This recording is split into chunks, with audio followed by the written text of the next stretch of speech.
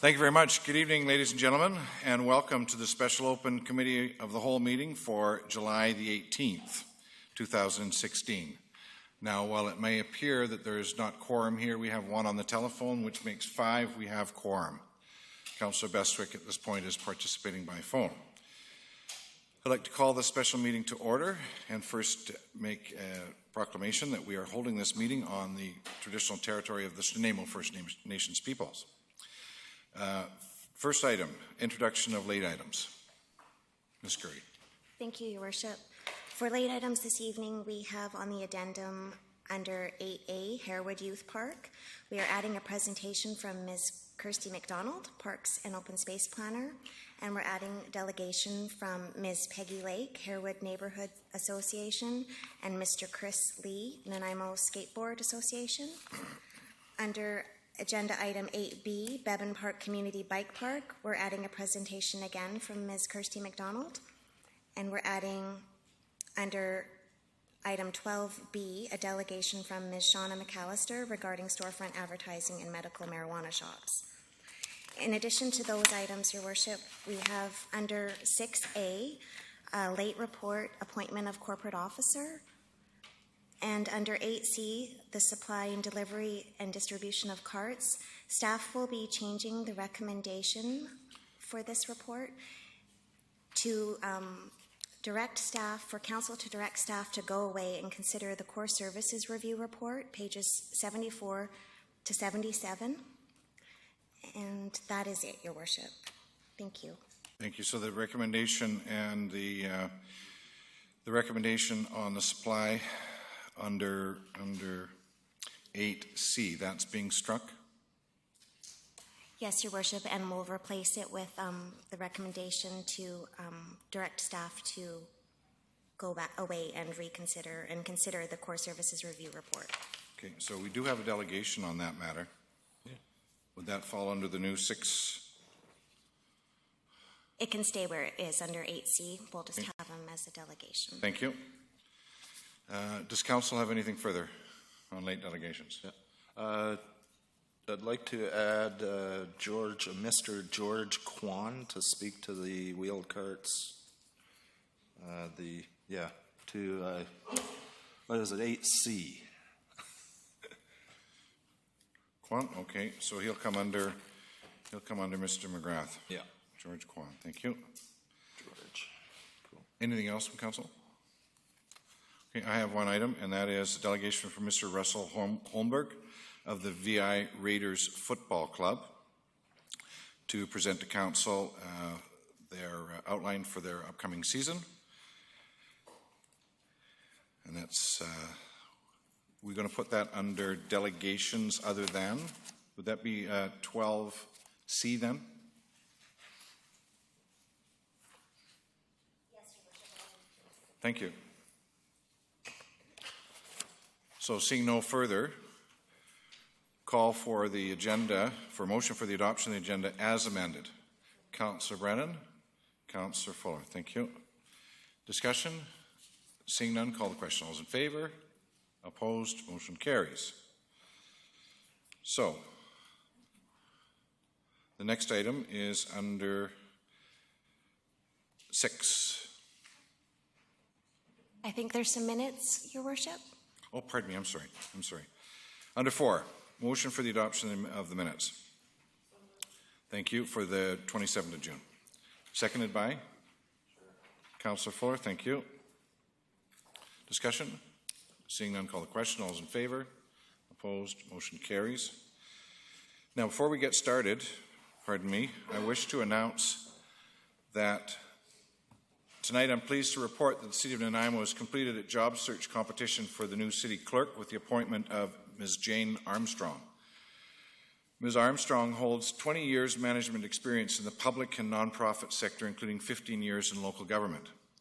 Over her career, she's held positions as the Deputy Corporate Officer at both the Cowichan Valley and Nanaimo Regional Districts, and as the Administrator at an Improvement District and a Senior Policy Analyst with the Ministry of Community, Sport and Cultural Development.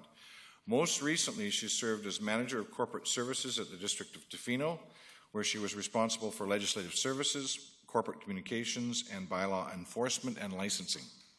As a long-serving public sector employee, Ms. Armstrong has worked closely with councils and boards, providing technical and administrative support in the areas of strategic planning, budget preparation, and organizational analysis and restructuring. She holds a bachelor's degree from the University of Victoria and is currently completing a diploma in local government management through the School of Public Administration. I'd like to welcome Ms. Armstrong aboard. Look forward to meeting her. So, I also wanted to say that there's been some discussion of late and with respect to delegations or those coming to the podium during question period with respect to providing their personal names and home addresses. I'm going to be asking when delegations come forward to provide their name and their city of residence as opposed to their personal private address for obvious reasons. So that's it. Under corporate services. Yes, Your Worship. Under 6A, we have the appointment of corporate officer and the staff recommendation, I believe, is on your green sheet on the report page there, if somebody on council would like to move that. Thank you. I'll move 1 and 2. Okay, and I'll just read them out for clarity. The recommendation is number 1, that council appoint Jane Armstrong, city clerk, to fulfill the duties as set out in section 148 of the community charter. And 2, change the order in which the deputy corporate officer performs the duties in the absence of the corporate officer as follows. A, Sheila Gurry, Legislative Services Claims FOI Coordinator. B, Donna Smith, Legislative Services Steno Coordinator. And C, Victor Mema, Director of Finance. And do we have a mover for the motion? Moved. Seconded by Councillor Yoakum. Thank you. Discussion?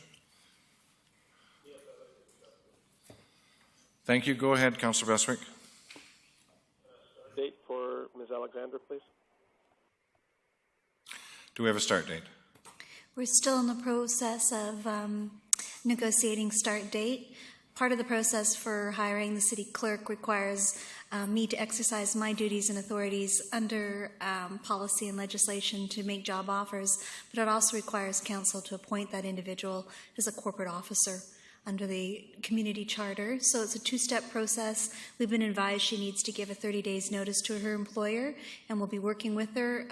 Likely the first week of September she'll be brought on board. Thank you. Anything further, Councillor Beswick? No, that's fine. Thank you. Thank you. Councillor Fuller, did you wish to speak? Okay, thank you. All right. All those in favor? Opposed? Motion carries. That's it. We're on to number 8. Actually, Your Worship, if I may. Ms. Samarin. I just would like to acknowledge the work that the corporate officer and legislative services have been doing over the last couple of months. Sheila Gurry stepped up into a high-profile, high-stress position and has done very well with her team. We've had a huge changeover. If you notice, there's new people at the table with us today. So my appreciation for the commitment and support for this unit. They work a lot of overtime, and they've been working under pretty strenuous working conditions, so I very much am appreciative of their work, and I'm looking forward to bringing them on, Jane Armstrong, to help provide some leadership and work with you as we move forward on a whole bunch of initiatives, including committees, procedure bylaw, and a number of other things. So thanks so much. Thank you, and our thanks as well. So, next item, Harewood Youth Park. And the purpose is to provide an update to Council on Phase 1 design process and process at the Harewood Youth Park, and to recommend next steps to move forward with the project for consideration and approval. So we have a presentation by Ms. Kirsty McDonald, Parks and Open Space Planner.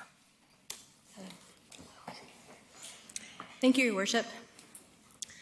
This project is being called a youth park because although the primary focus of design for it is skateboarders, we know that it will be used by people that ride all forms of wheels, so scooters, rollerblades, mountain bikes, and BMX bikes as well. The idea of a youth park at Harewood Centennial Park was approved in 2011 in the Harewood Neighborhood Association, or Harewood Centennial Park Improvement Plan. and has received broad support from community partners and the public through that process. Then at the regular scheduled meeting of October 28, 2015, a community group came forward to the Parks, Recreation and Culture Commission and requested beginning design of this youth park in Harewood. And since staff and a consultant have been working on the Phase 1 concept design of this project. It then came to Council in December of 2015 as well for approval. What you see before you, and also in your attachment A, is the concept design for the skate park superimposed on Harewood Centennial Park as it is right now. The proposed skate park or youth park is adjacent to the playground. It's adjacent to park amenities such as washrooms and parking, and it lies beside the Chase River. It's located just off Howard Avenue and within walking distance of John Barsby High School. And these are some pictures of how the site looks now. It's basically an underutilized gravel space. It's quite flat in character, and it's been prepped as far as base goes, but nothing else is growing on it or happening on the site right now. There's been lots of community involvement and input into the concept design process. We had about 300 people involved in the actual park improvement planning.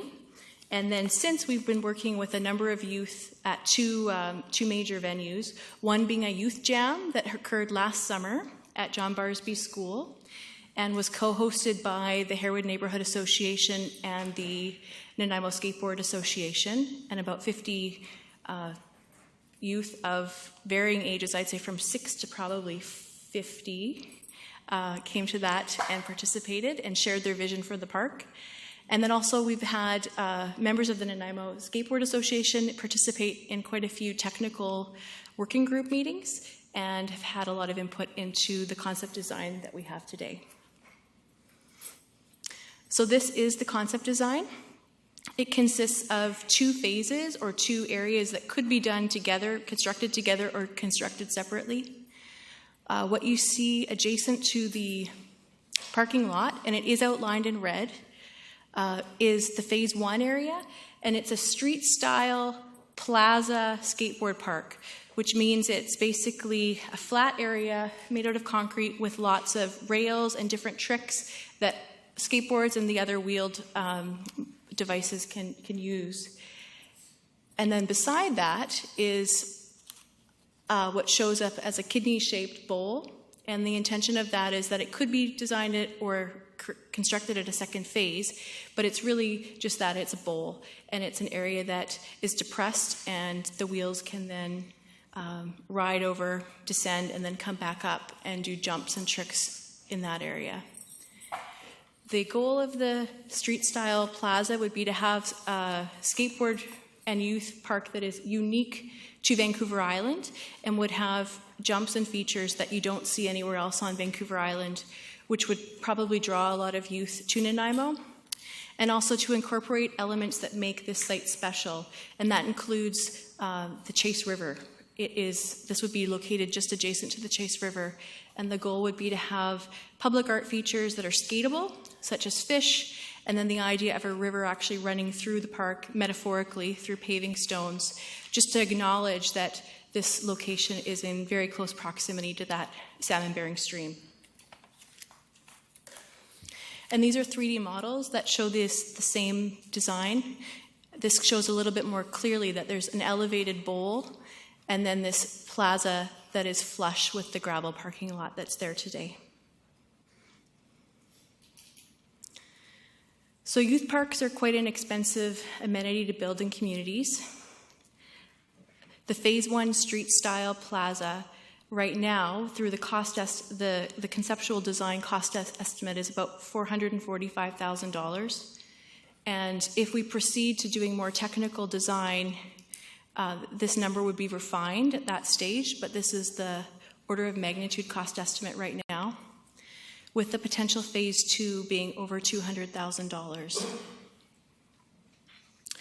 This could be funded in several ways, including developer contributions, and some of those are coming in from rezonings in the area towards this project, as well as some partnership funding. And we do have a couple of delegations tonight that will be speaking to some fundraising that they're doing and some grant applications for this project, as well as capital funds and potentially the Knowles estate. So we have the concept design finished that you just saw, but to build a skate park requires a lot more technical information, and we need to go to a next phase of design, basically a phase 2, to develop those construction specifications. And the cost estimate we have for that is about $27,000 at this time. Included in that would be the development of construction and grading plan, technical construction drawings, and potentially some examples and suggestions for other volunteer or community businesses to then also contribute to the project through services in kind and supplies. So staff are recommending that council firstly receive the design concept for the Harewood Youth Park, allocate $27,000 to carry out the phase 2 detailed design, and one source of this could be the current balance in the Knowles Estate Fund. And thirdly, support budgeting of phase 1 of the youth park and the 10-year capital plan.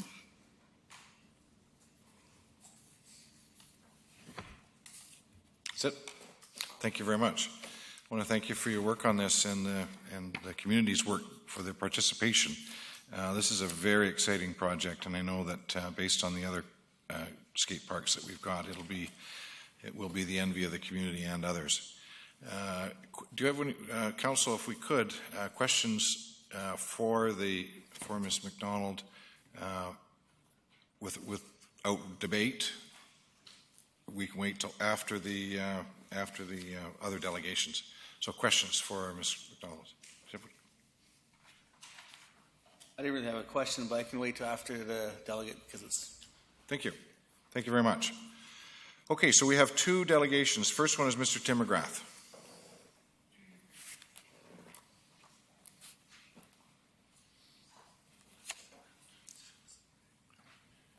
Good evening, Council. My name is Tim McGrath, 431 3rd in the city of Nanaimo. As a director of the Harewood Community Association, the Neighborhood Association, the association is a strong supporter of this program. Harewood, Centennial, along with Barsby, is a real focal point in the community. It's something just a stone's throw from Colliery Dam. It needs a significant amount of work. Skateboard park is the ideal thing to do for the neighborhood. You'll find that the distance from this location to any other location for the children is significant, and they'd want to have one right in the neighborhood. So some of the things that I've been working on is working with the developers and convincing the developers that it's a good reason. And we've been successful in our initial negotiations.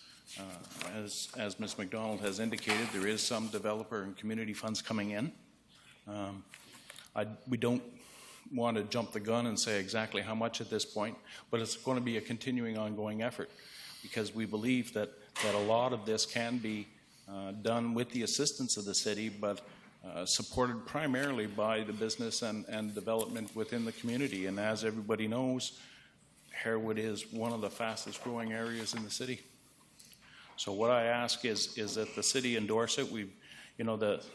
At this point, there's been a fair amount of dollars spent. We'd like to get a final price and a final design so that we can go forward from there. It would help us considerably with the negotiations when it comes to things like developers, in-kind donations, fundraising, that kind of thing. Without it, it's really, really difficult. So, yes, it is an expense, certainly not a big expense. In comparison to a lot of the city expenses, It is a fair amount of money, but we think it's well worthwhile. So I would encourage council to go ahead with it. Thank you. Thank you. I don't see any questions for you, sir. Thank you. Motion to receive the delegate, question for the delegation? Okay. Okay, there's one more. Motion to receive the delegation. Councillor Brennan, seconded by Councillor Yoko, or pardon me, Councillor Hong. Discussion? No, seeing none, call the question. All those in favor? Opposed? Motion carries. Next delegation is Ms. Peggy Lake from the Harewood Neighborhood Association and Mr. Chris Lee from the Nanaimo Skateboard Association. I brought these tonight, but I don't think I'll be needing them. But just in case. Okay, we have a tremendous amount of skateboarders and BMXers in Harewood, and every day I see 5 more. It's tremendous. And we need this for their sport and for their transportation.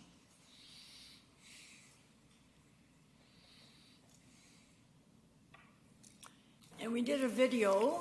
It was for a grant that we didn't get, but we made an awesome video. I'll shut up and let you listen to it.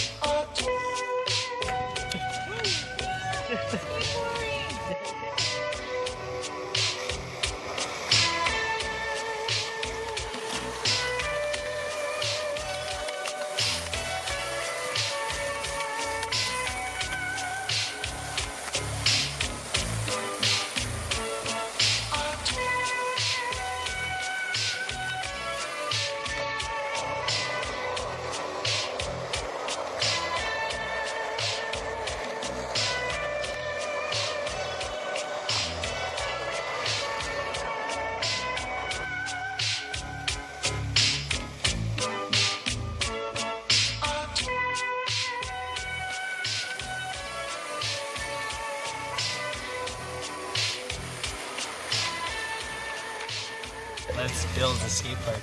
I think it's gonna be sick. Can't wait. You know I'm excited, Phil. Can't wait to see everyone come out. It'll be great. I'll be here every day. It's gonna be good. I think it's gonna be really good. I'm gonna be here like every day. I'm gonna love it because I get to walk to the skate park every day. Have lots of fun. Yeah, skate park would be a really good idea for the community. It'll give kids a safe spot to go and hang out and do something that they love. We're all excited, and I know it's going to happen. Because we're going to make it happen. Yeah, that's what it's about. We want a skate park! Yeah!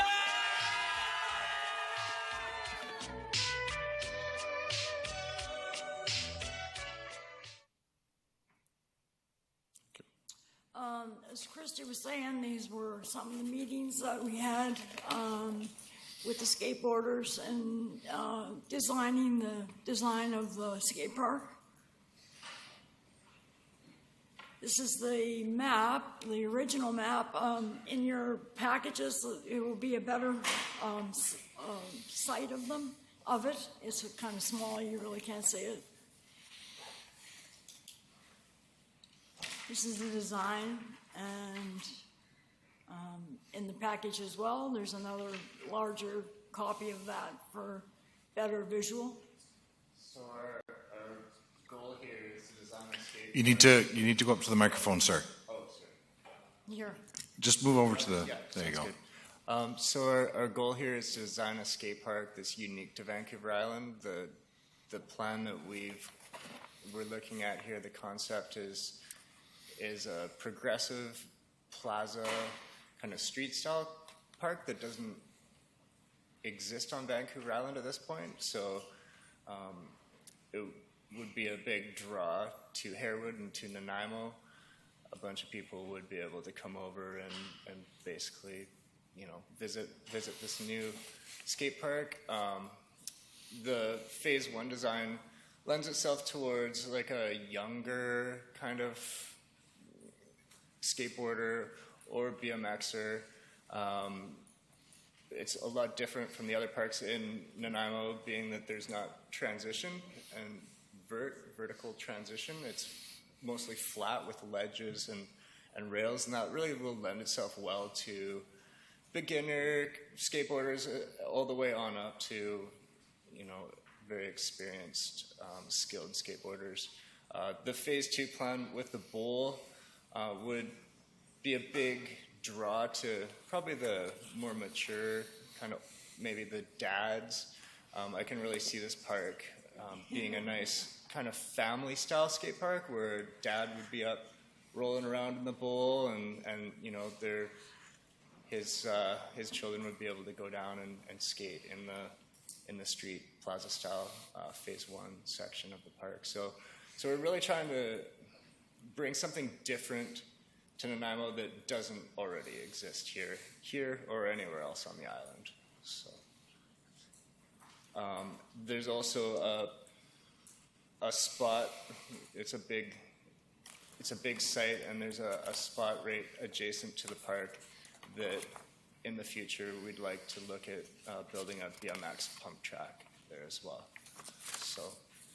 So this is the plan we're working on with New Line right now, and it's going along well. They've been very open to any changes, and we've basically built a park that we're really excited to have coming forward. So, yeah. This is the budget. You already have it. You don't have the budget. And anyway, so I put that in your package too, a little bit bigger and clearer.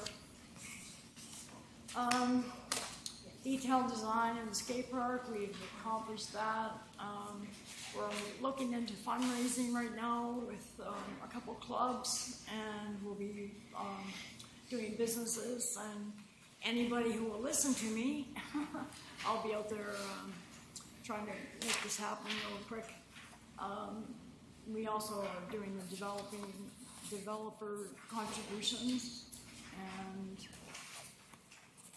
and then the Nanaimo Skateboard Association's been fundraising for the last 3 years. We actually just had an event yesterday at the Pioneer Skate Park, and we raised almost $900. It's an ongoing contest series that we have 2 more events this year. We're going to also be talking to corporate sponsors for naming rights and any kind of opportunity we have to raise money from any kind of corporate businesses that might be interested, as well as all the rotaries in town, and we're even going to reach out and speak to the native band as well for potential opportunities for fundraising there. But we're just getting started. We've spoken about bottle drives and a lot of other fundraising ideas. So.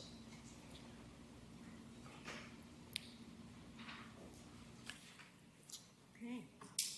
Ready for questions? Yes. Great, thank you. Questions for the delegations. Councillor Brennan. Thank you. I don't usually make this personal, but this time I'm going to, because Peggy, you and I go back a long way. And I want to say how impressed I am with the amount of work, research, the advocacy that you do, and the creative thinking. I think that Harewood is lucky indeed to have you, and I think we are too, and I want to thank you for the effort that you put into the stuff you do for your neighborhood. You're second to none.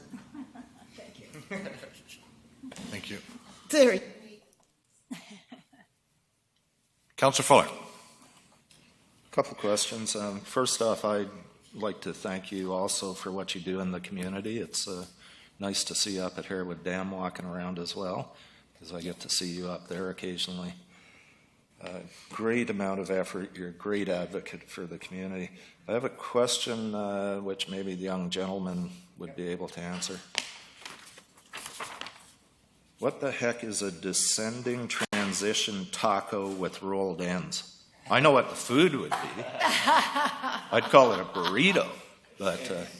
That's a part of the park that kind of improves the flow of the park, so they tend to be around the edges of the park so that you don't kind of roll out, but you can kind of roll up and roll right back in. And, that way you don't have to stop and turn around and go back into that. And then head back. And it makes it easier, so you're kind of using We'll get you on a skateboard and he can show you. Okay, this is how I look at sports. I haven't watched hockey on an ongoing basis since they went to 7 teams and started wearing all the body armor and helmets. Skateboards in my day were about this big, not that big. A lot more challenging, in my opinion. Oh, yeah. But as for rolling in the park, I think I'd be falling and rolling. Definitely. Thank you. Thank you. Councillor Yocum. Thank you. Thank you for your wonderful presentation and also the previous delegates.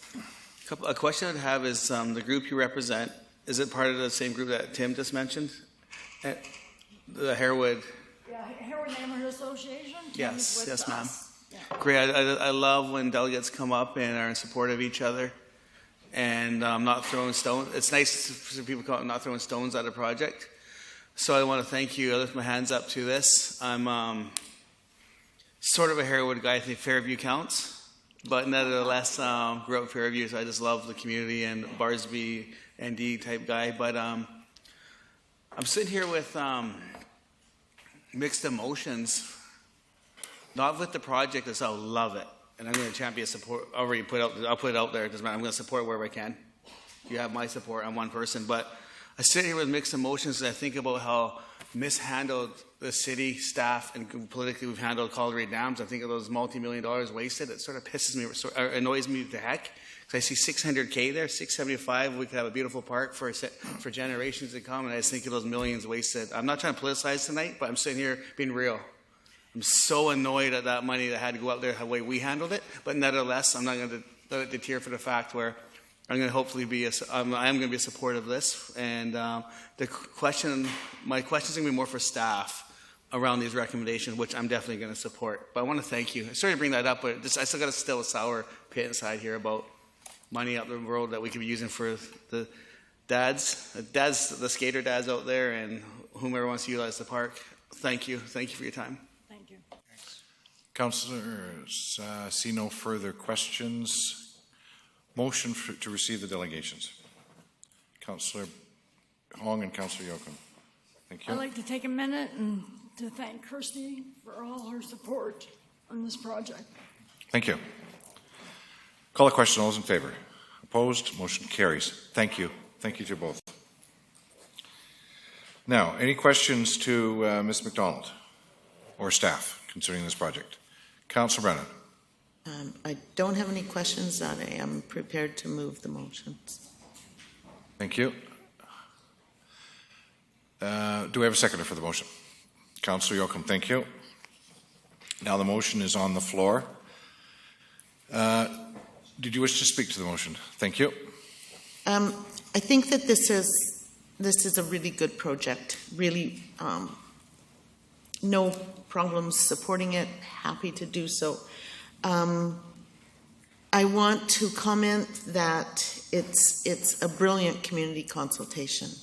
What you outlined really is top of the line, gold standard kind of community consultation, and it's also an excellent example of the community participating. So I wanted to thank you, Kirsty, and the planners and Parks and Rec. I want to thank the neighborhood for being so involved and so active.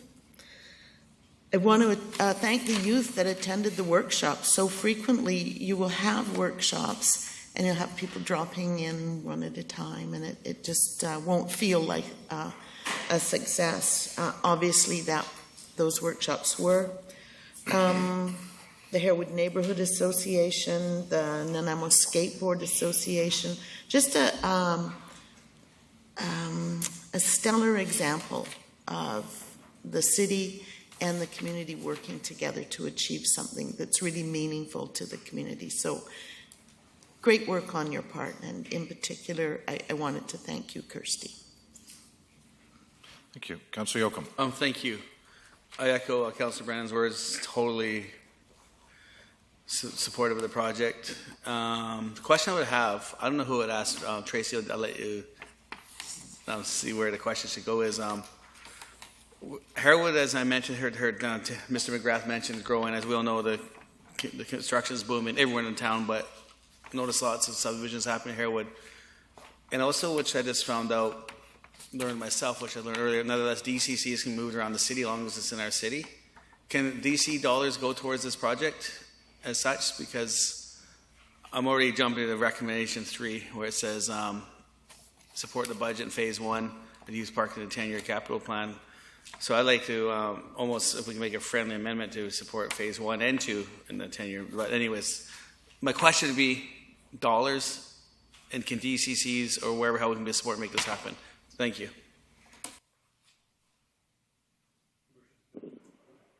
You're on. Councillor Yocum, what we'd come back with you was funding options once we get to the detail. There's certain parts of Parks DCCs that may fit, but it's very specific. There's only a few criteria that we can use Parks DCCs for. But if they can be used for this, we'd definitely show you with that in the budget of what portions could be used in the project.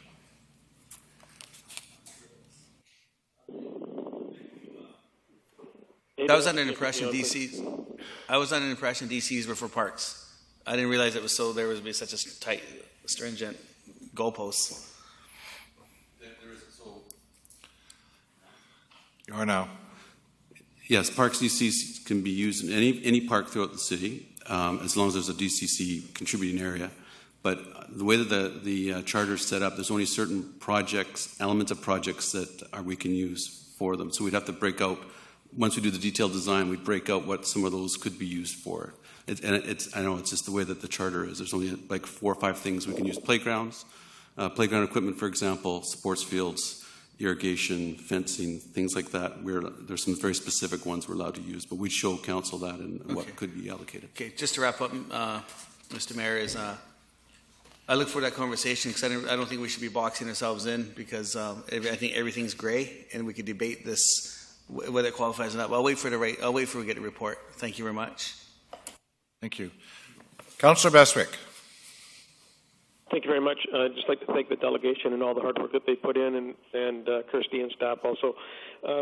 My questions are, I'm 100% in favor of phase 1 and 2, and given that there is some savings by doing them both together, if we do adopt the 2 recommendations that I believe that are in front of us, is there a commitment that phase 2 will happen? So my question, if I can phrase it differently, I'm comfortable with both phases now, or one phase knowing that both phases will be done over 2 years. So I want to make a financial commitment to this project in its entirety, and how to go about that. Number 2 is, are there night lights in phase 1 or phase 2 in this project?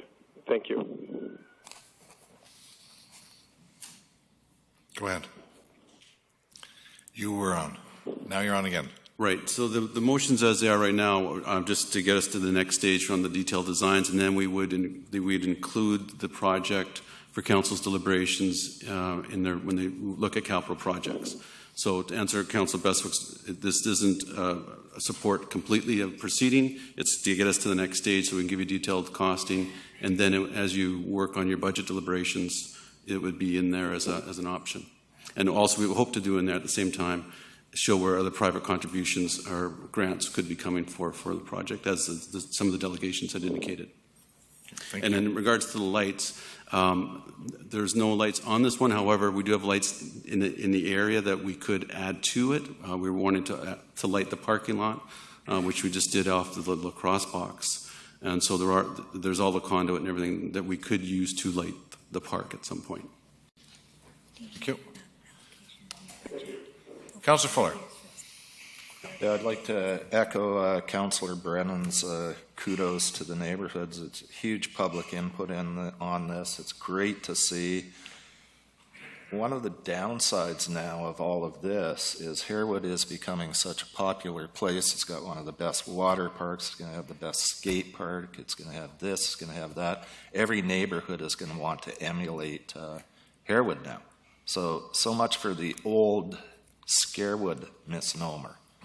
Harewood is happening. It's happening big time. I would like to see this happen way quicker than the 10-year capital plan. I'd like to see it happen within a few years. We've got some priorities coming up. We've got our strategic plan. And I would like to see this one hopefully make it into the next one, or however we can get it done, but far quicker than 10 years. I'd like to also point out that in number 2 of the motion, if you could add the word design after detailed, it'd make sense. Because right now it makes no sense to me. Yeah, it's just wording, but if you end up putting the motion in exactly as it's worded, it's not going to make too much sense. So if we could just friendly amendment to the motion, add design after detail, it'll all make sense. It's just one of those word things. Thanks. Thank you. Councillor Hong. Thank you. Thanks to the community. I think it's been a long time that they've worked on this project, and I like to see it through. So even if we can't get phase 1 and 2 done at the same time, let's get phase 1 moving on. So my question to staff is, where are we with phase 1 with regards to applications that we know that, are we too late for the Canada 150 fund grants and applications? Is that over, or is there another intake coming up? Are we at any design stage or build stage that we're ready to go?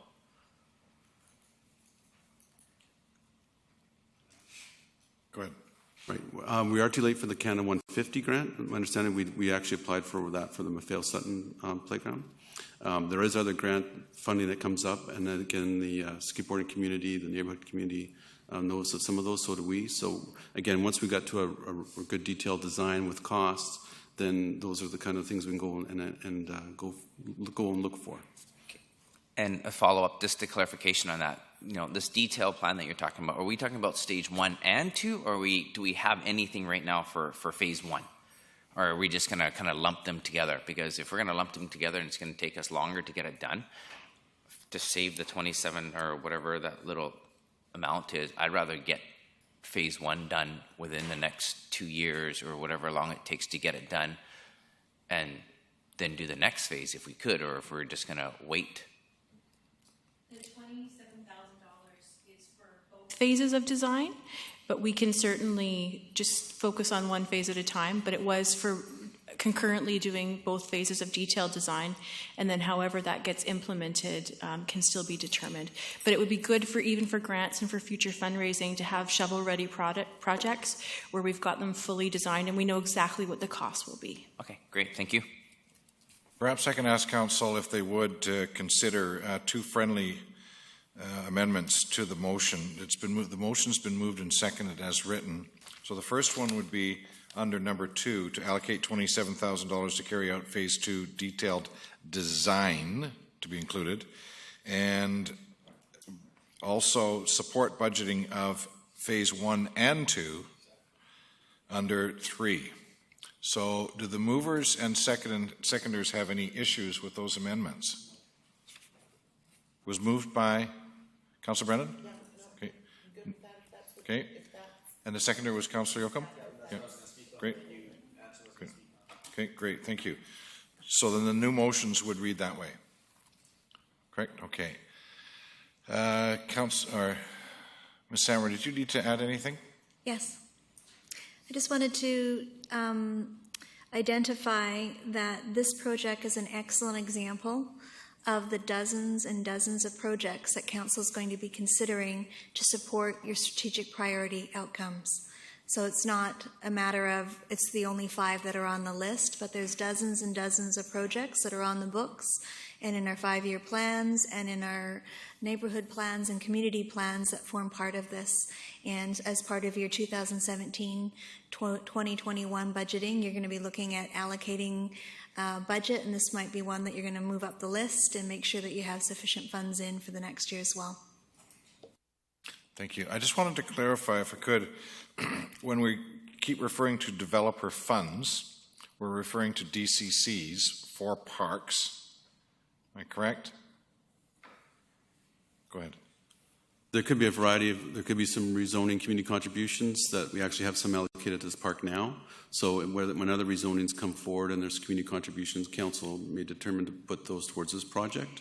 I think the delegations are also talking just about possibly soliciting contributions as either in-kind contributions or others towards the project. Yeah, so just to confirm, things like anything DCCs or specified community contributions. That's correct. Okay.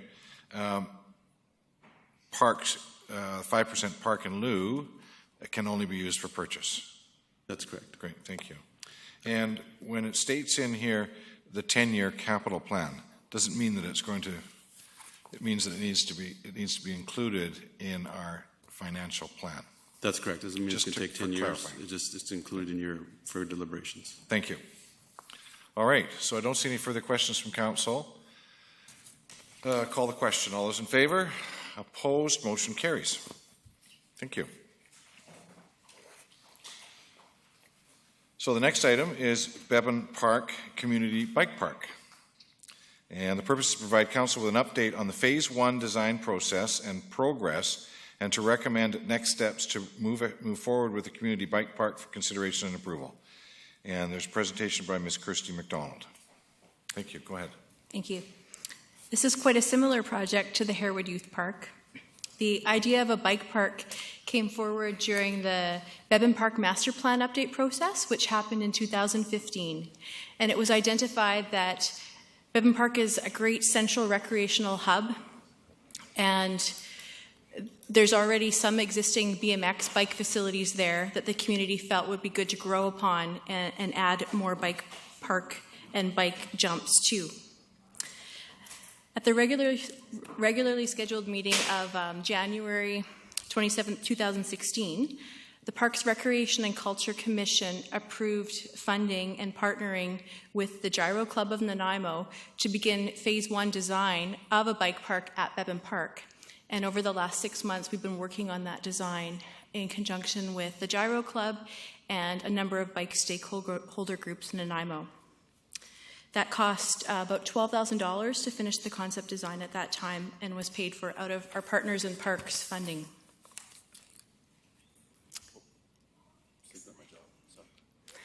So the location that we're looking at, it's a little bit hard to see on this slide, but it's outlined in red at the top off Labio Road, and it's adjacent to the BMX, Marie Davidson BMX park that exists, as well as the Dog Off Leash Park area. The site actually features an ideal natural grade for creating a bike park, and it has good access and parking from the adjacent Marie Davidson BMX park. This is a bit better of a slide to show you exactly where it is. Very close to the Dog Off Leash Park, and there's 2 access roads into it. And then on the right is a photo of the site as it looks today. There are some drainage issues that we need to work on the site, but for the most part it's cleared with some deciduous and coniferous trees that are interspersed on the site. So again, the public process was covered off through the Bevan Park Master Plan, but we've also been meeting with about 40 stakeholders that represent all the bike clubs in Nanaimo to host a couple of design workshops. And we hired a bike park designer out of Whistler to come and facilitate these workshops and get ideas from the bike community as to what maybe could be done at this site. The concept plan that's been developed is right on the screen now, and it really features 3 distinct areas. The first being this dirt jump park, which is on the lower part of the screen, and there's 4 runs of varying levels of difficulty, as well as a pump track and a skills trail. And the skills trail is something that focuses more on root jumps and rock jumps, and it's a little bit different than the dirt jump park. This slide shows a little bit more of what each of those elements really looks like, and starts off at the start pad. There's a number of lines that then come from a start pad, varying levels of difficulty as far as the jumps go.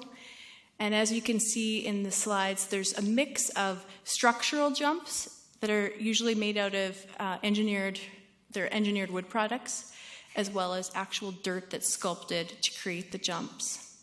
And these images are from around BC, as well as the eastern part of the US.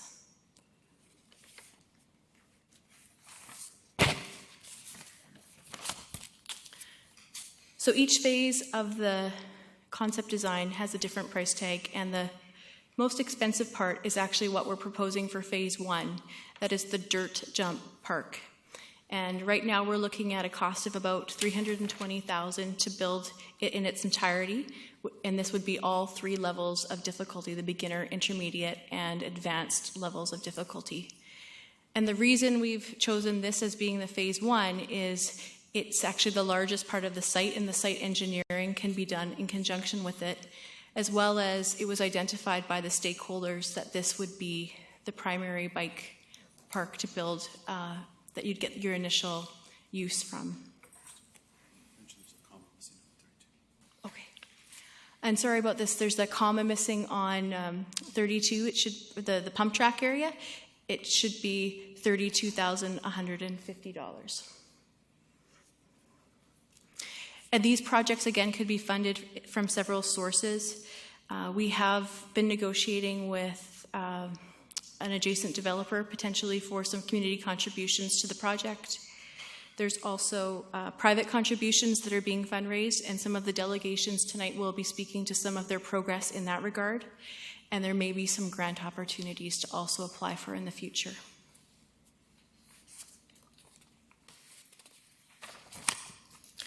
So as a next step, we again need to have shovel-ready designs so that this can be built to a standard that the city is comfortable with from a liability perspective as well as a usability perspective. And in order to complete that detailed design, we have a cost estimate of about $22,000. And this is also needed before the really stringent fundraising can happen from some of our community partners.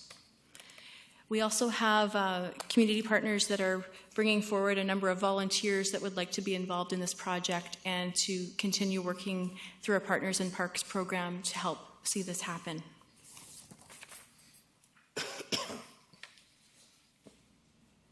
So lastly, staff are recommending that council receive the design concept for the bike park at Bevan Park, allocate $22,000 to carry out the phase 2 detailed design for the jump park portion.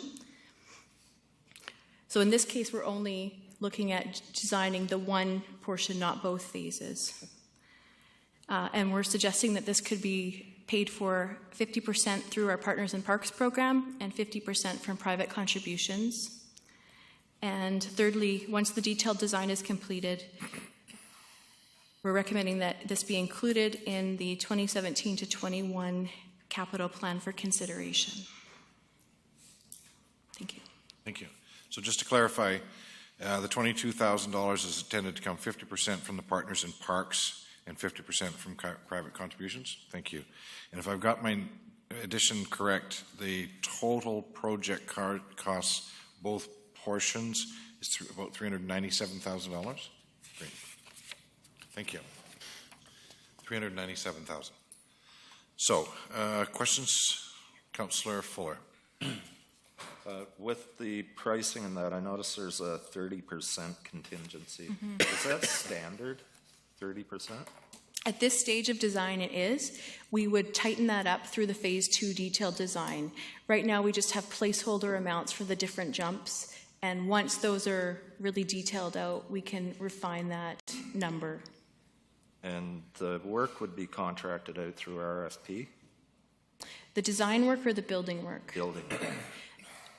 That's still to be worked out, but it would probably be a combination of some partners also helping to do some construction, as well as some contracted services that would be tendered out.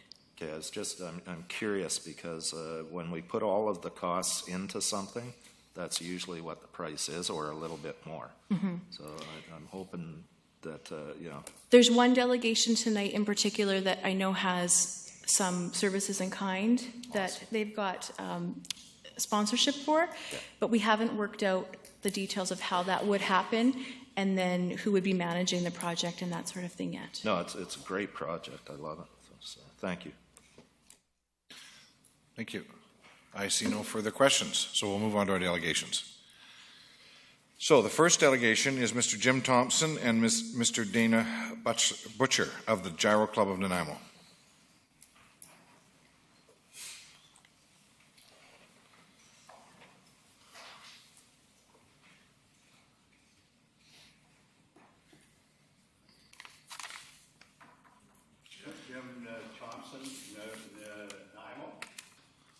I represent the Gyro Club, and tonight we're here to endorse the staff report on the Bevan Park Community Bike Park. And we're going to start with a short video of Paul Revers Park, and it shows you the park in use. It shows you the scope of the ages that use it, and it'll give you a good feel for what we have planned, and this is what our goal is for here.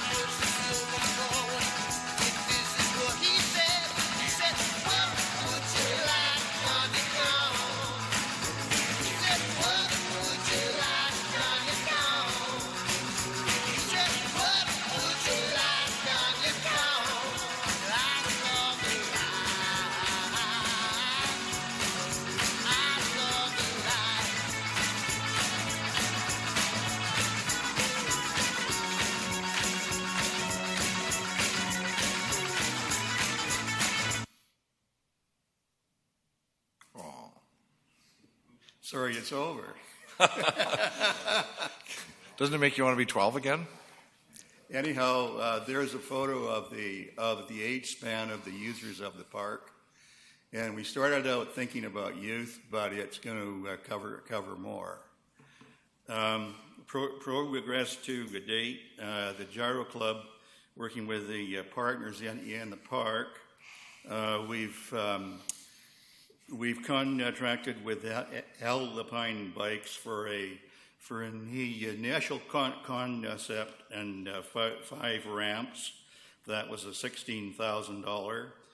We've got picnic tables and benches for $4,900.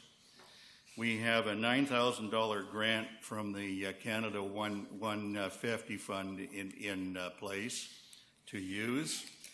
And through Gyro and the Georgia Strait Challenge, we have another 12 to 15K cash to put in.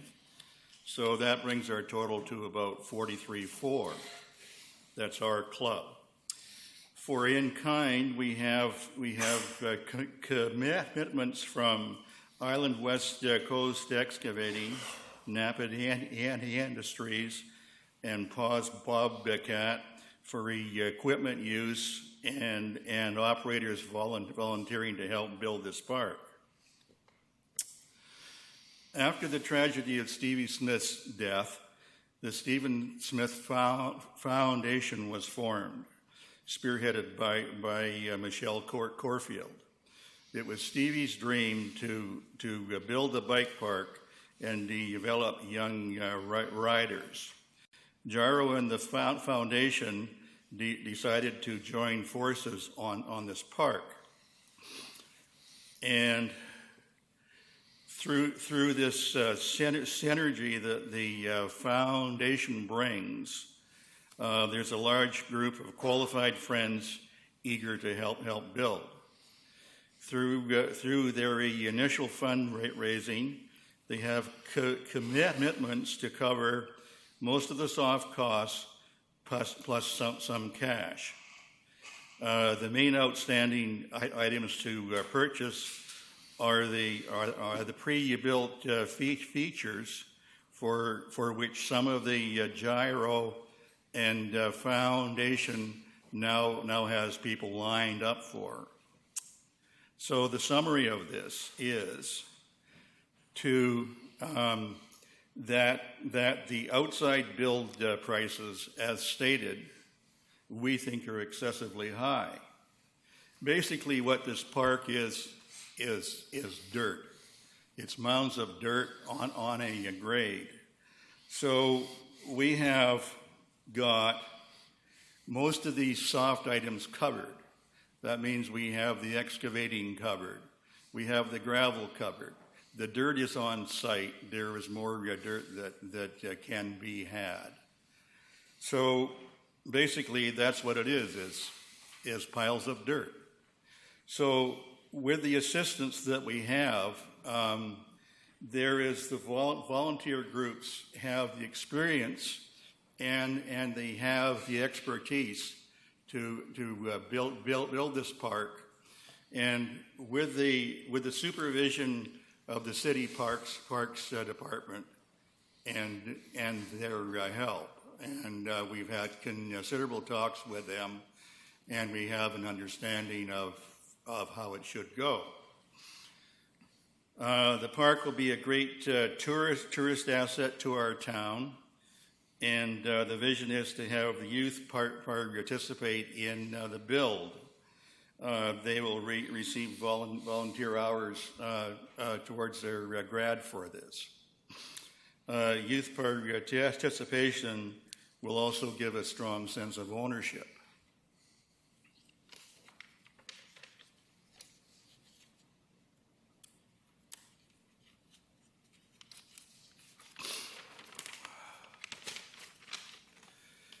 Stevie Smith, an accomplished world-class rider who started his riding career at the BMX track, deserves to be recognized for his accomplishments and the ability to foster and encourage people to do their best.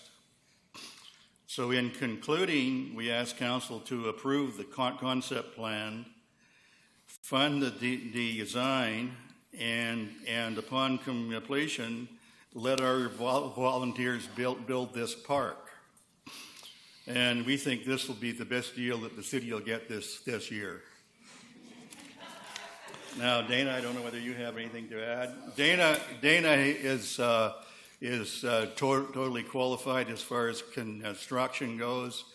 He's recognized by the city as he's part of the staff, and he's on stream with everything, and he would be the man in charge of the volunteers. So that's our basic. Thank you. We're asking for. You've got about a minute and a half if you wanted to chime in. Are you all right? I think Jim covered it. Great. Thank you very much. Questions for the delegation. Councillor Fuller. I think you're right. That would be a great deal for the community. It's an awesome presentation, awesome, just totally all-around great project, and the Stevie Smith Foundation, the recognition. When we've heard the next delegation, I'd like to actually make a motion with regards to the naming of the park after Stevie Smith, but I'll hold off on doing that until after the presentations. Thank you. Councillor Yoakum, if we could keep questions to the delegation. Sure. First of all, thank you for your great presentation. Feels good to be here again. I'm going to make it no secret. I'm definitely going to be in support of this project, as I was the previous delegates, earlier project. The only question I would have, and great work in your contribution, and also I don't know what Gord's motion is, but I think I'm going to be on the same page as Gord. But nevertheless, totally love this. The only question I have, part of my ignorance is, this is completely different than the Murray Davidson track, so there's no competing. Randy, I know you're a BMX dude up there, and you guys would be totally in support. No, we speak to the delegation. Sure. So it's all positive stuff, okay? So I want to thank you guys, and it's reassuring, and thank you guys for your presentation, definitely behind it. Thank you. Yeah. Dana can maybe speak to the BMX. Well, just the BMX club totally supports it. I'm the assistant track director for the BMX, and they're totally on board with this. I think it'll be fantastic to have the two tracks side by each. It's going to be a great thing if it goes ahead. Awesome. Thank you. Councillor Hong. Thank you. Thanks for the presentation, guys. And I agree, it's just dirt. I don't know why it costs so much money. But my question to you is, you guys just want the land. Am I correct to say that? At this point, would you like to lease the land from us, like we're doing with the VIX and everybody else? They want the land. Well, no, because the city has the responsibility of the park, and part of the process that we've been going through is to satisfy the liabilities. I mean, we could have had this thing built now, but we've had to work at the schedule of the protocols of the parks. So no, we don't want the land, but with the Stevie Smith Foundation, there's a huge group of young bikers, and these people are the young guys that are going to watch over that track, and we're going to have people taking care of the track. One of the major costs is the pre-built features, but the benefit of that is that it's more of an all-weather track, so you're not going to be down every time it rains. But why wouldn't you want the land? If we gave you the land and leased it to you right now, like we're doing with everybody else that wants a chunk of Bevan Park, you could have had this built. Well, we think we can have both, but we aren't prepared to form a group like the swim group at this point. It's not something like you're talking about, something similar to the swim club. And what we've planned so far is that we would get this park built. We know that there's a need for it. We're hooked up with the people that know how. And so we would like to build the park and have it authorized as a safe park. And the safe park means that the park flows, and there's pro riders that ride the park, and they qualify it. And it'd be a great addition to what you have planned with the Harewood Park, because this will be a step up. And so the young guys start to ride out there, then they want to stretch their legs a little more. Perfect for them. Great. Thank you. Thank you. Mr. Harding, did you wish to comment on something from Councillor Hong? So if I could clarify that, Councillor Hong, so this is very similar to a skateboard park. So typically it's free flow access for the public, so all the general public goes into it. We typically don't lease out or license out things if there's any kind of control. So this is 7 days a week, riders will go in, so it is a city type of park. We only tend to lease or license. Similar to the BMX, we license the BMX, even though the public can go in and use it. At times, the BMX closes it down for their special events. So that's typically a public type of venue. Then follow up with that question I can ask. But then we would have to maintain it. That's correct. Okay, but what I was saying was that the maintenance of the park is going to be handled by a youth group. And the Stevie Smith Foundation has got people now that want to take part.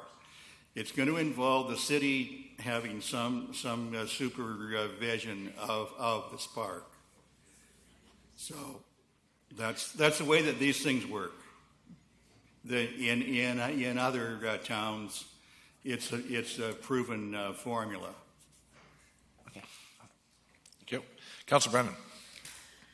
Well, thank you so much for being willing to do what you are willing to do. It's impressive when a group like Gyro comes forward and says, we're going to do this for you. And I appreciate it, as I know all my colleagues on council do, and I just want to thank you for doing that. I just want to say, I don't know who put this agenda together tonight, but it's a great agenda. It's really feel good. So thank you very much. Things are going good. Thanks. Yeah. Very much. I have a question for the delegation. Sir, you advised that you were representing the Gyro Club. Correct. So I know there's probably going to be a motion come forward here. As part of the funding that you spoke of, is there going to be a naming rights attached to that funding? Not from our group, but the next group has something to add to that. We were told at the start of this thing, was our choice to have the park named, or was our choice to have the park built? So our choice still is, let's get this park built. And so then we can fight about the name. But I think that there's a suitable there's a suitable cause for the name that you're going to hear about next. Okay. Thank you very much. I don't see any further questions. Thank you very much. Motion to receive the delegation. Councillor Brennan, thank you. Seconded by Councillor Fuller. Any discussion? Seeing none, call the question. All those in favour? Opposed? Motion carries. The next delegation is Ms. Michelle Korfeld.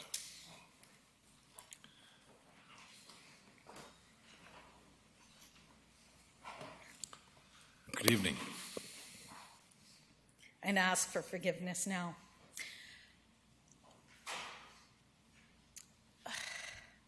I want to first acknowledge the territory by which we're gathered.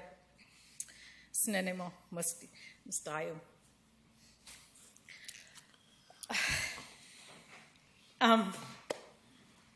You guys all know me in my professional world, and I wouldn't be standing here with tears in my eyes. But I'm going to just push through. I expected Mike Davidson to be here when I fell apart, but you're going to hear from me regardless.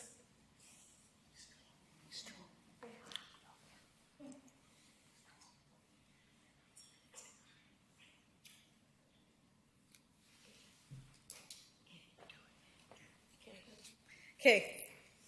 I don't have a clicker. Or is this my clicker? Oh, shit. How am I going to do this? Okay, let's go. Let's get the business done.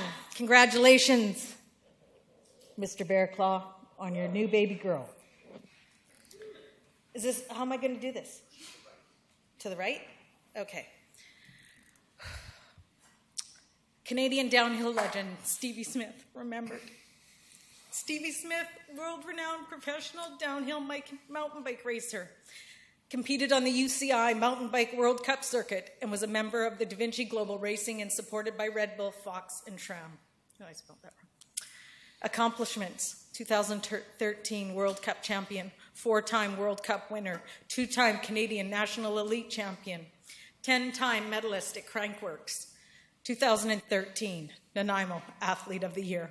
His final race in Lourdes, France in April, he placed second. Jacques Landry, Cycling Canada's high-performance director, says by all counts, Smith was definitely the best downhill mountain biker Canada has ever known. As the most successful Canadian gravity racer of all time, Smith's legacy as the chainsaw will forever be remembered for his ability to cut through the woods on his bike like few have ever had before. How has he been remembered? Nanaimo BMX Flag Lap Honor. Celebration of Life, 1,200 people gathered to say goodbye. Mount Prevost, race in his honor. 25,000 people stood 4 minutes in silence in Fort William, Scotland, to pay tribute during the Ghost Run. Leogang, Austria, the Chainsaw Tribute. Da Vinci Cycles, several events and promotions to remember Stephen. Video tributes, too many to list. Riders have gathered around the world to say goodbye. Sterling Lawrence, world-renowned photographer, Stevie stepped up and lived the reality and responsibility of what it took to fulfill his dream. He piled that lofty mountainous goal onto his hard-working Vancouver Islander shoulders and made room with his kind heart for the weight in hopes and dreams of our entire nation. All the while keeping the epic smile on his face. He took us along on the ride of our lives, witnessing him become the fastest mountain biker in the world, especially on those rowdy, rainy days. Thank you, Stevie. Shine on, you crazy diamond. Your legend is forever. Steve's dream, to build a jump park for youth. How do we know? Well, we were gathered at the Nanaimo BMX track. We just were talking and the kids, and you see the kids behind me. Those are his friends. Simply said, Stevie was talking about building a dirt jump park. I then took Keith, who's over here, to the sign, posted it by the dog park. I said, is this what you guys are talking about? And he said, yes. Darren, who's over here, pro freeride athlete. The other pro athlete to stem from Nanaimo BMX roots confirmed this idea and even went as far to say that Marie Davidson and him had had the discussion. Mike Davidson confirmed that this was in the master plan of the site from way back when we were building the BMX track. This dream was later confirmed by Larry McNabb, as Stevie, in the week prior to his passing, talked to Larry about buying land to build the park. Tian, his mom. Prior to his passing, the family had a few hours to gather, and while decisions were being made, Tian simply stated, Stevie's story can't just stop here. Gabe Fox, oh God, I put those backwards, from Da Vinci Cycles and myself set about establishing the Legacy Fund, which today has over $60,000 to support cycling initiatives in Canada. We now have the fund in the process of setting up the not-for-profit society.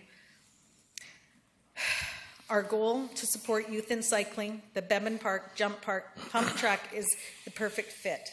This will be the launch of our Legacy Fund activities, and we'll do what we can do to support the city and the gyro to reach this goal of completing the dirt jump park. We are committed through cash contributions in kind by several local businesses and good old labor.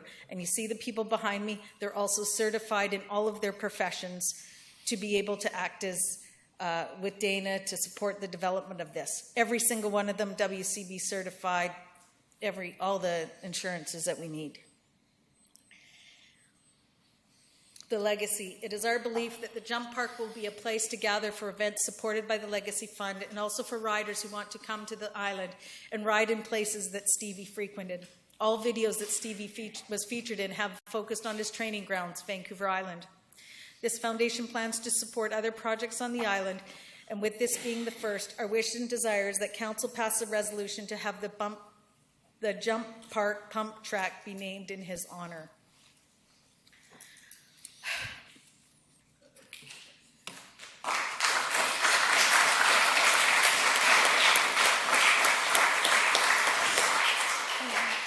So my goal is, which is their goal, which is everybody's goal, is to have the park named after Steve.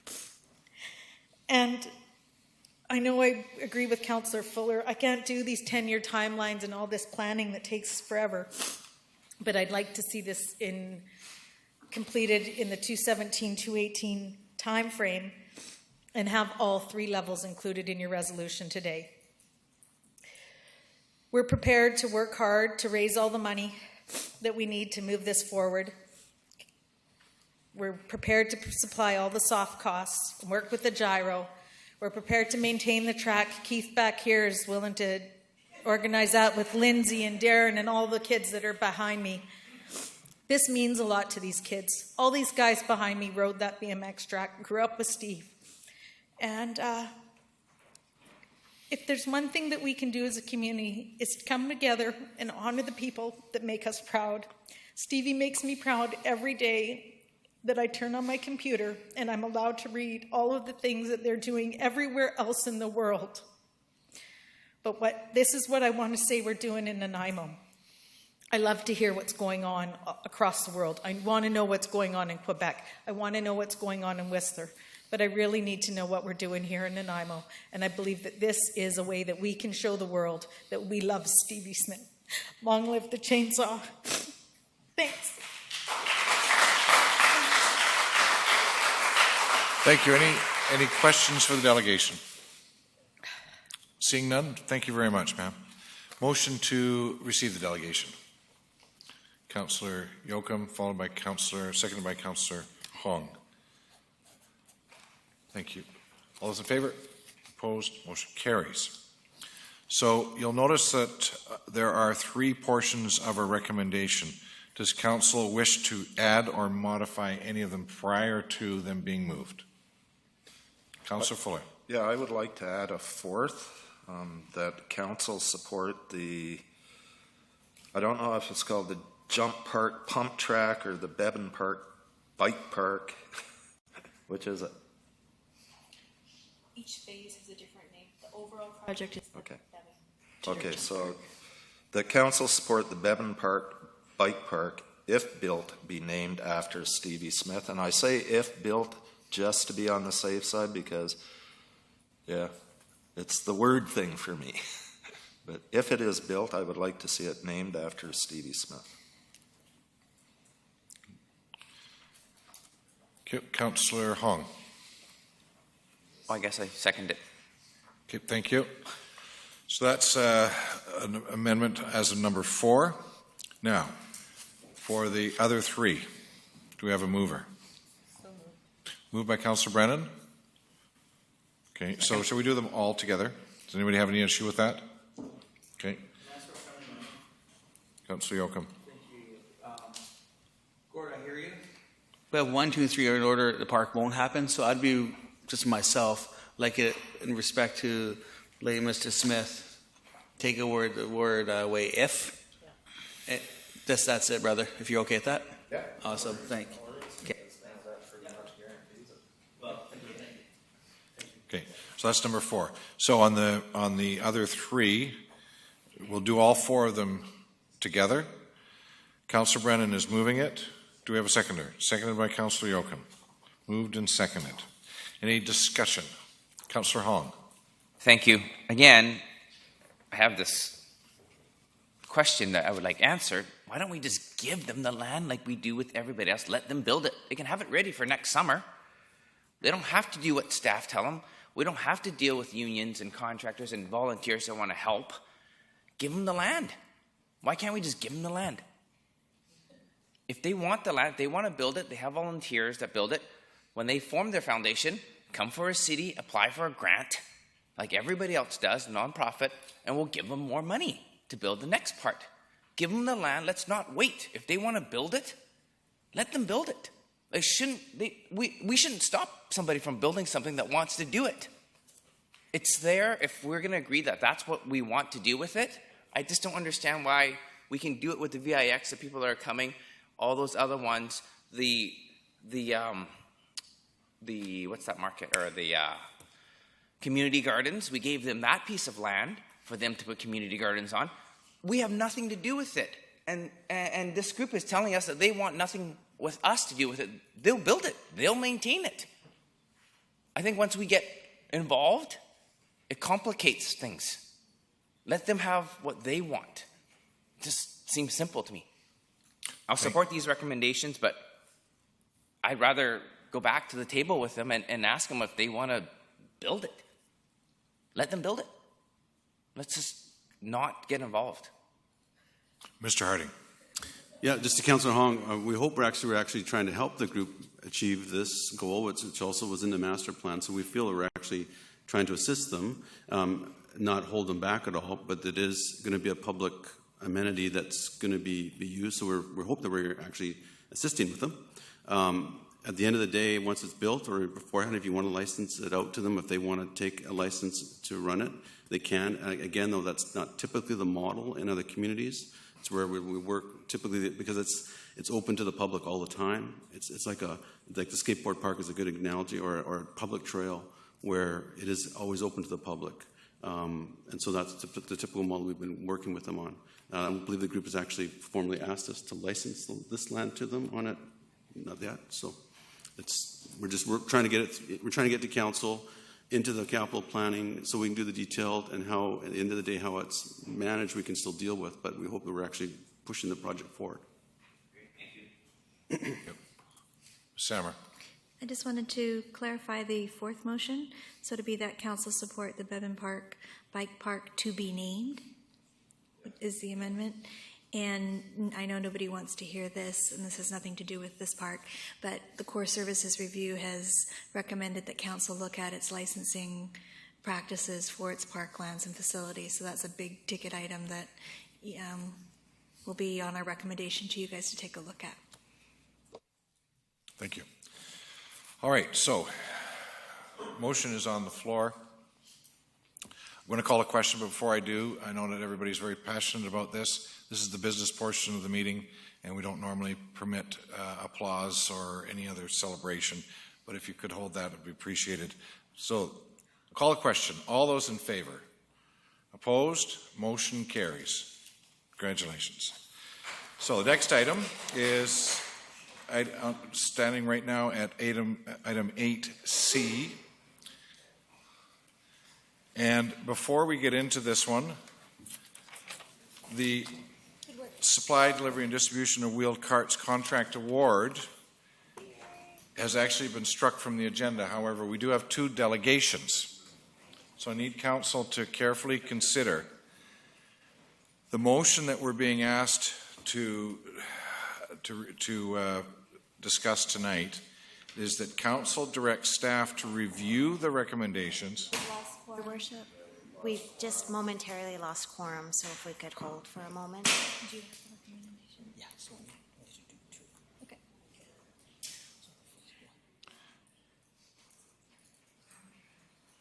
Everybody know a good song?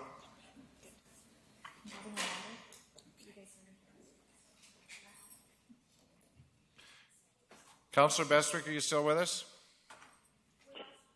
Yes, I was just going to start singing Somewhere Over the Rainbow if you wanted a good song, but yes, I'm here. Thank you.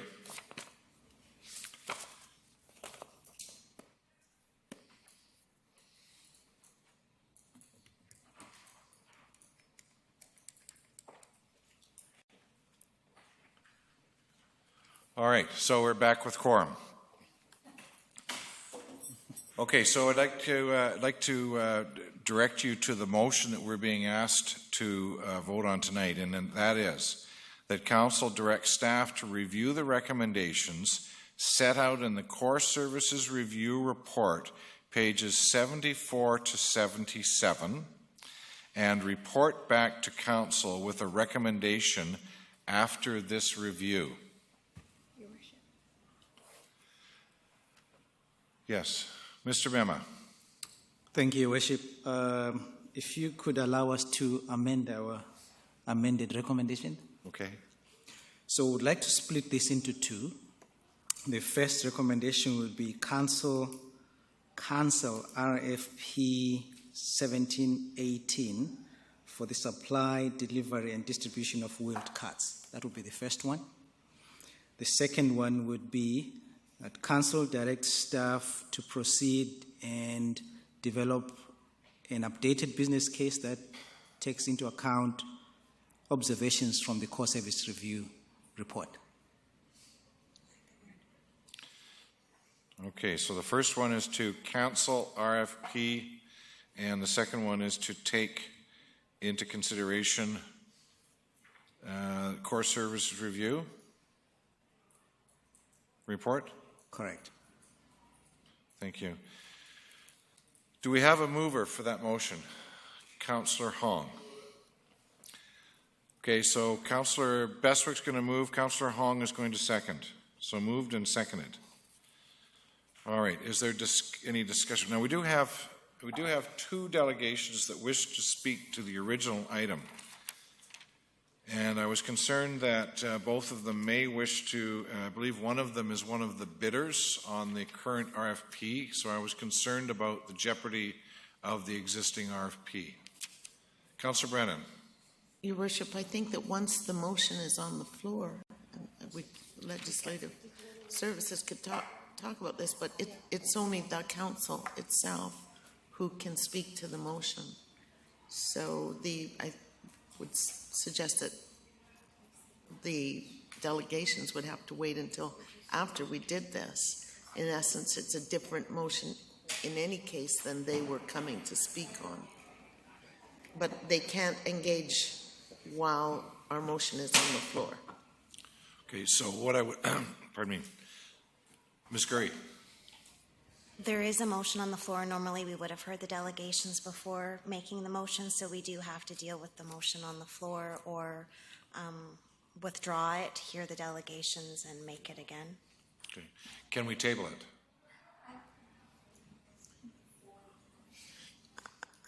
If we can withdraw it with agreement from the mover and seconder to do so, and then remake it after hearing from the delegations. Thank you. Thank you. Councillor Bestwick, you moved the motion. Would you care to withdraw the motion? Have you been able to hear what Ms. Samers, or pardon me, what Ms. Curry's been suggesting? Or, Your Worship, sorry to interrupt, just in case the delegations no longer wish to speak because of the change of recommendations, that could be another option as well. You could go ahead with the motion that's on the floor and not withdraw it and see if the delegations still wish to speak. Your Worship. Both delegations would be prepared to withdraw, so you can proceed. Thank you. Can I speak? Councillor Bestwick. Thank you.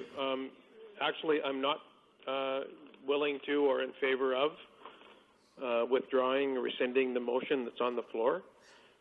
There's going to be information brought back to us, new information or a report brought back to us. And I think it's important that we let staff do their work and bring back a recommendation that is more in line with what the speakers may wish to speak about after that. But this, to me, would be premature now, allowing speakers to speak about something that we're directing staff to go away and bring back new information. So, no, I'm not willing to withdraw the motion. Thank you, Councillor Bestwick. Both of the speakers have indicated that they will withdraw their request to speak. So then I'm going to call the question then. And that is to cancel the RFP and to take into consideration the core services review recommendations and report back to council. All those in favor? Opposed? Favor. Motion carries unanimously. Thank you very much. So the next item is the Beban Plaza utility upgrade. And the purpose is to advise council of a public tender call of $250,000 and above in accordance with the city's purchasing bylaw number 7175. But before we go on to that, I want to thank both the delegations for being so understanding and for your patience. So, Mr. Phil Stewart, Manager of Engineering Projects. Mr. Stewart, the floor is yours. Thank you. This is a pretty standard tender council report, but there's a few considerations with the project we just wanted to highlight before council votes on it. So I just had a quick presentation about what the project is. So overall, the project replaces these two pipes you see on the presentation. The red one's the sanitary sewer, the green one's the storm sewer. The storm sewer is underneath the existing mall, so it presents some challenges and risks to the city, and the sanitary sewer has some operations and maintenance issues with it. So obviously, because of the current location, we can't put the pipes back where they are. So we've realigned them. We went through a considerable amount of effort to debate the different alignment options and figure out the best spot for these, and trying to balance everything, the impact to Bevan Park, the impact to the property owners, the impact to the adjacent trees and that type of thing. So, and make sure that we have the ability to maintain them and have all the accesses on city property. So, and then the other thing we wanted to highlight is as part of this project, there will be a few trees that'll have to come out that are in Bevan Park. There's a small cluster of Douglas firs near Bowen Road, some cottonwoods near the gravel parking lot, and a few trees by the golf course there. We developed several options, and this option kind of has the balance of, having, the least amount of impact on the park and the trees and the private properties, and ensuring our maintenance and stuff like that is provided for. And as part of the project, to compensate for the trees that we're taking out, there's approximately 19 appropriate deciduous trees and 20 Douglas fir trees that are planned as to be planted as compensation for the trees that are taken out as part of the project. So we just wanted to highlight that before the vote on the report. Thank you very much. I've got a couple of questions for you. Could you go back that previous slide? Sure. The lower of the three, or of the two red lines, yep. Is that the property line or an existing sewer line? That's an existing sewer line. It runs just inside the property line of Bevan Plaza property. One of the accesses is actually underneath their loading bay. Okay, and then the green line, yeah, is the existing storm sewer? Yeah. Who does this? I don't know. It was built. The plaza was built in the late 70s, early 80s, and the pipe's been there for longer than that. It used to be a creek at one point in time. Okay, great, thank you. Any other questions for Mr. Stewart? Councillor Hong. Thank you. I get that we have to do this. Again, why do we have to tell people how much we're willing to pay? Thank you. The report just has the the projects within the budget, the attachments from the financial plan. So it's public information already. But I understand and I hear you. Thank you. All right. Do we have a mover for the motion? Councillor Brennan. Seconder? Councillor Fuller seconding, and Councillor Brennan moving. Thank you, Councillor Beswick. All right. Any discussion? Seeing none, call the question. All those in favor? Opposed? Motion carries. So, there is no next item is no correspondence, no notice of motion, no other business. Now we're into delegations. The first delegation of which is Ms. Celia White of the Meal Exchange BC branch regarding a request for sponsorship of an upcoming Meal Exchange summer retreat. Thank you very much. Okay, thank you. And so this is a new agenda item, right? We're not still talking about Bevan? No. Okay. What's the appropriate way to address the committee? Mayor and council. Mayor and councillors. Okay. Thank you. Thanks for having me, and thanks so much for giving me this time. I'm really honored to be a settler on this Nanaimo territory, and I'm very privileged to be speaking to you tonight. Thank you.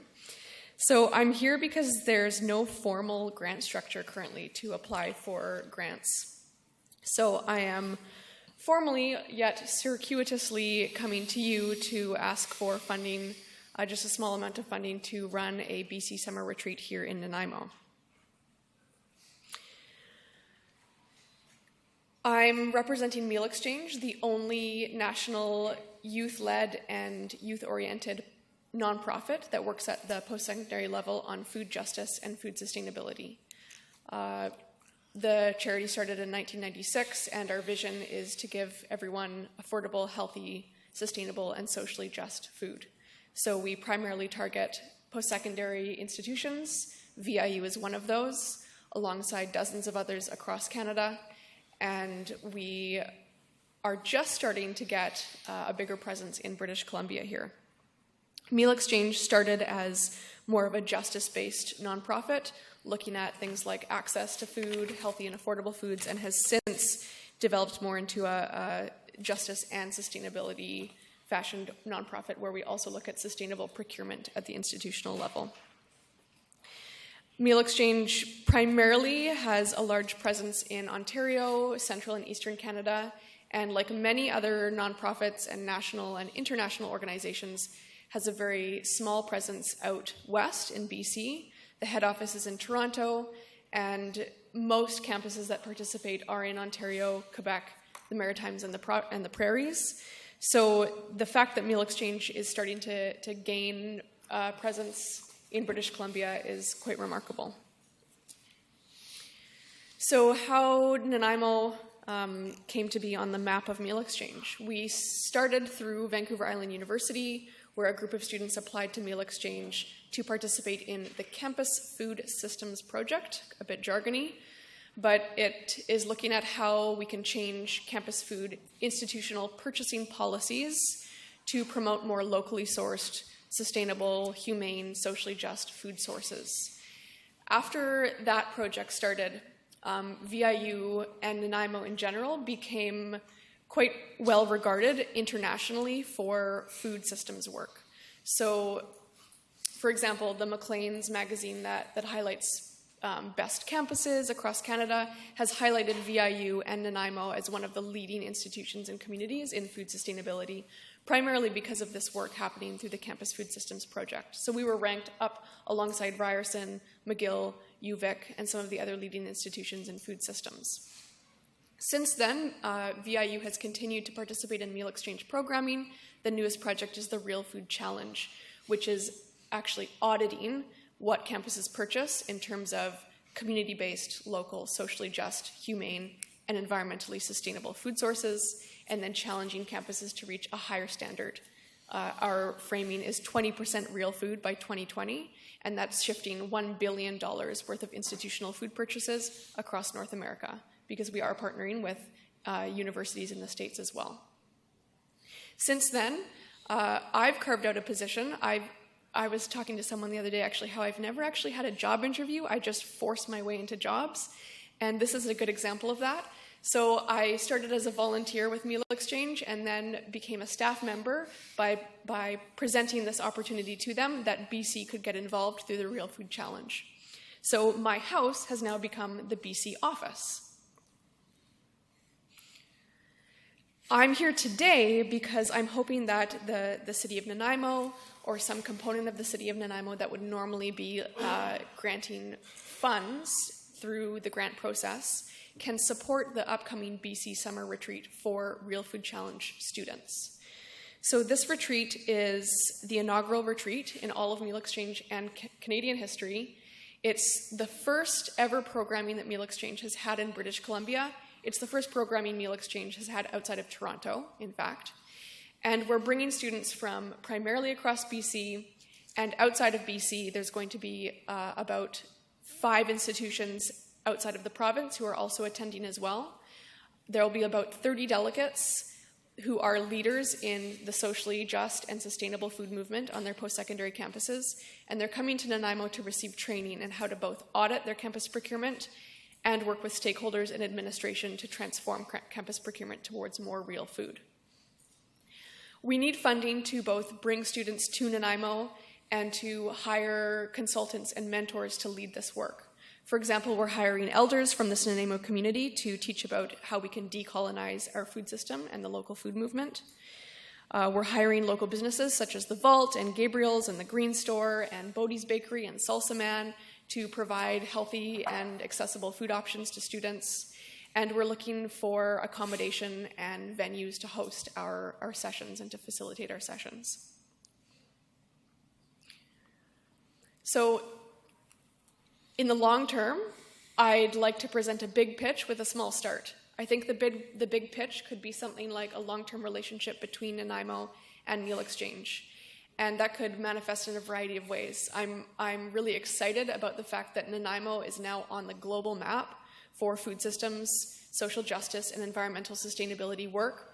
We're recognized around the world, and I've seen this through conversations, attending conferences in the United States, in Europe, and in Canada, people have mentioned specifically how they're impressed with Nanaimo and the Nanaimo community for our work in food systems. And I'd like to help that grow by bringing students here to Nanaimo to receive training and hopefully make this an annual event.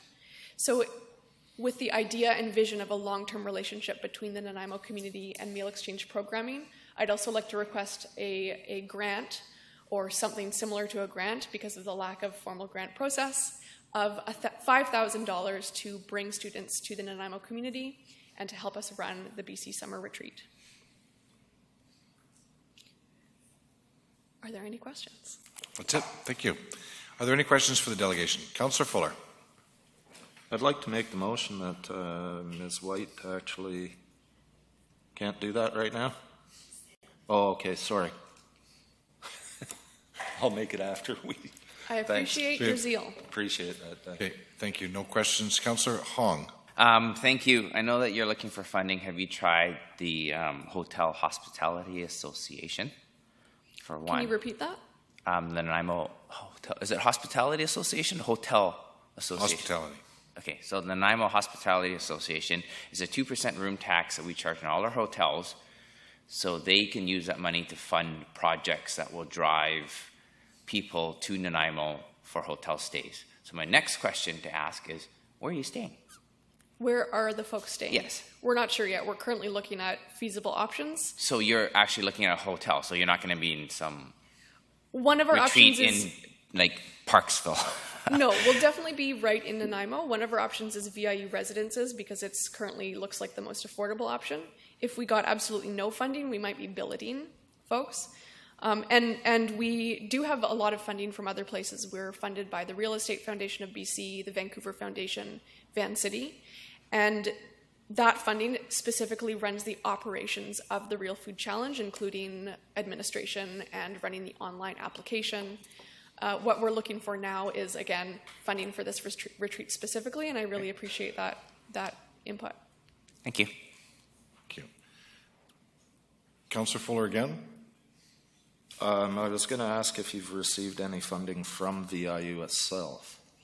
We've received in-kind support from VIU at this time, and we're negotiating potentials for funding, but I'm not sure about the possibility or the likelihood.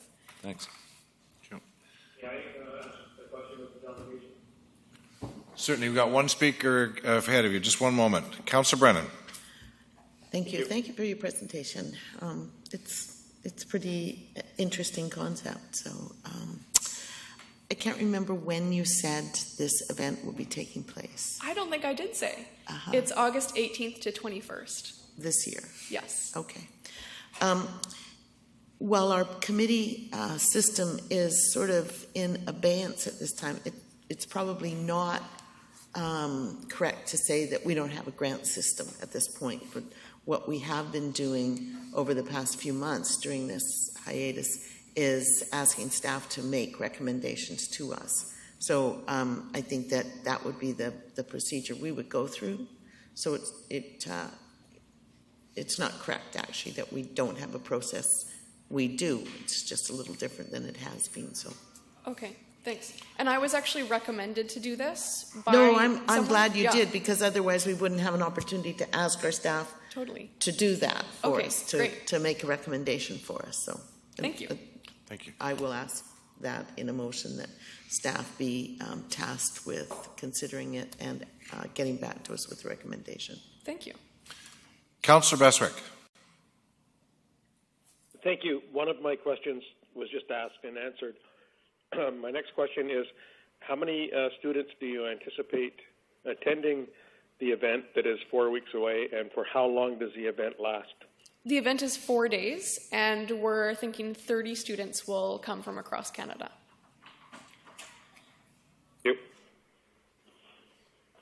Thank you. So, does anyone have any? There's no more questions for the delegation. Just want to confirm, if I'm getting this correctly, the BC office is in Nanaimo, BC, and that's your residence? Yes. Thank you very much. Thank you. I apologize. Motion to receive the delegation. Councillor Brennan and seconded by Councillor Yoakum. Thank you very much. All those in favor? Opposed? Motion carries. Now, are there any motions arising out of the delegation? Councillor Fuller. I actually would like to forego having staff take time to make a recommendation, which I think they would make. We have 4 weeks before this, so I would like to actually make the motion to approve a grant of $5,000 to bring students to Nanaimo for the Meal Exchange Summer Retreat. Do we have a seconder for the motion? Seconded by Councillor Hong. Do you wish to speak to it? Yeah, just briefly. This is a relatively short time. Our staff are busy. We've got a strategic planning e-town hall coming up. We've got a number of other reports we're waiting for. I think there's a whole whack of them. And to add even a small one like this into the mix, I think we can forego the report in this case.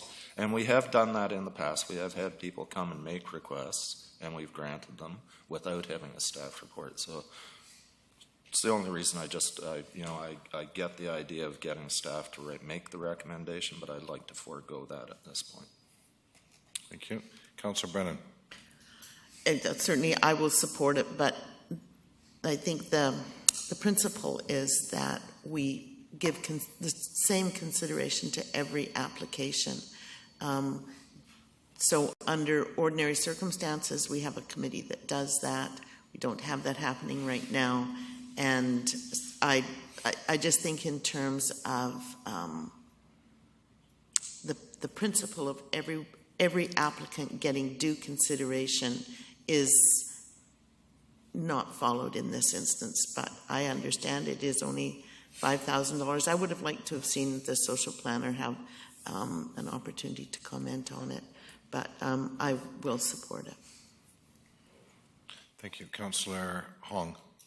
Thank you. Yeah, I do support it, and I tend to agree with Councillor Brennan that there should be a process we follow. But again, this is a new venture. This is something completely different. This isn't an experienced organization that has come to us year after year, knowing that it takes 3-4 months for us to get anything done. So I do have sympathy for people that are trying to start off, and I don't have no problem giving money, the $5,000 for something that is new that we can try. But my question to staff, I was waiting for Victor to come, was where would this money come from? Like, I know it's grant money, but this is a food. Is there categories of where we can actually get this $5,000 from?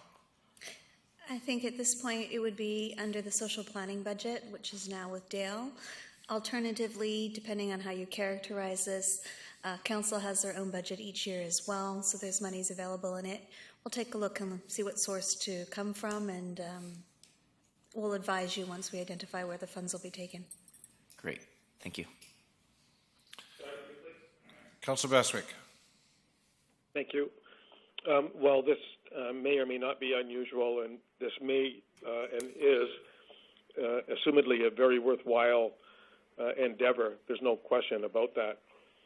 We've been reminded many, many times about making commitments right in the moment, in the heat of the moment, and the emotion of the moment, and how this is, I'm sure this is a terrific event that the students are putting on for a very good reason.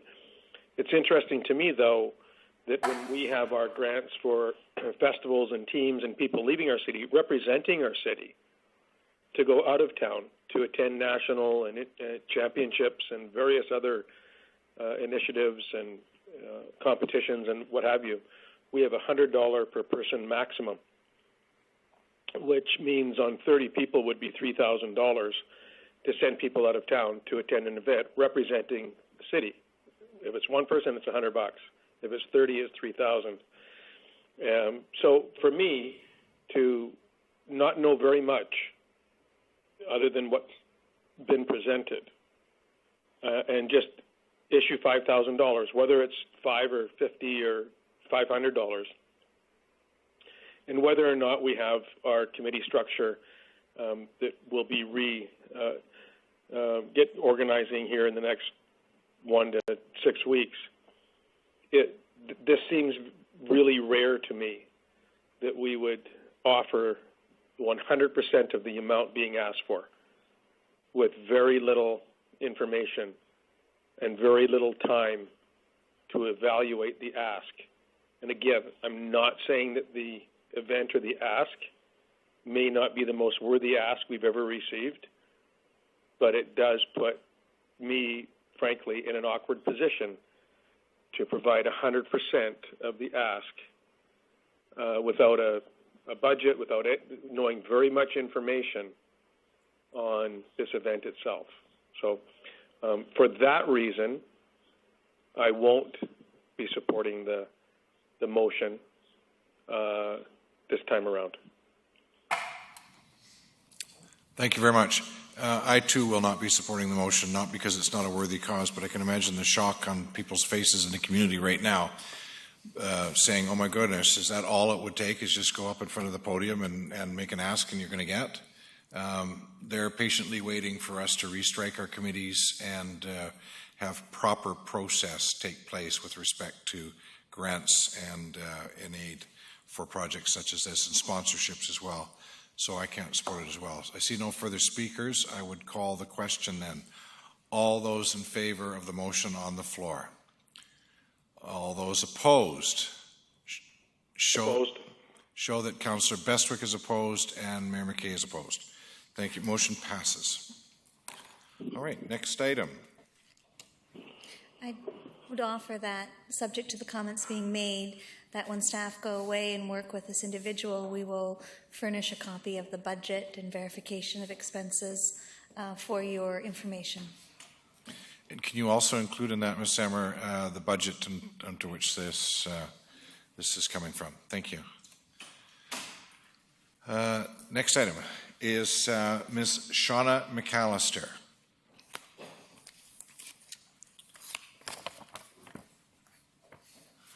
And Ms. McAllister is here today to speak about, with regards to storefront advertising in medical marijuana shops.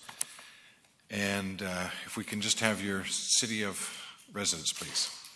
Thank you very much, Mr. Mayor and Council. My name is Shauna McAllister from Nanaimo. Thank you. You have 10 minutes. Thank you. All right.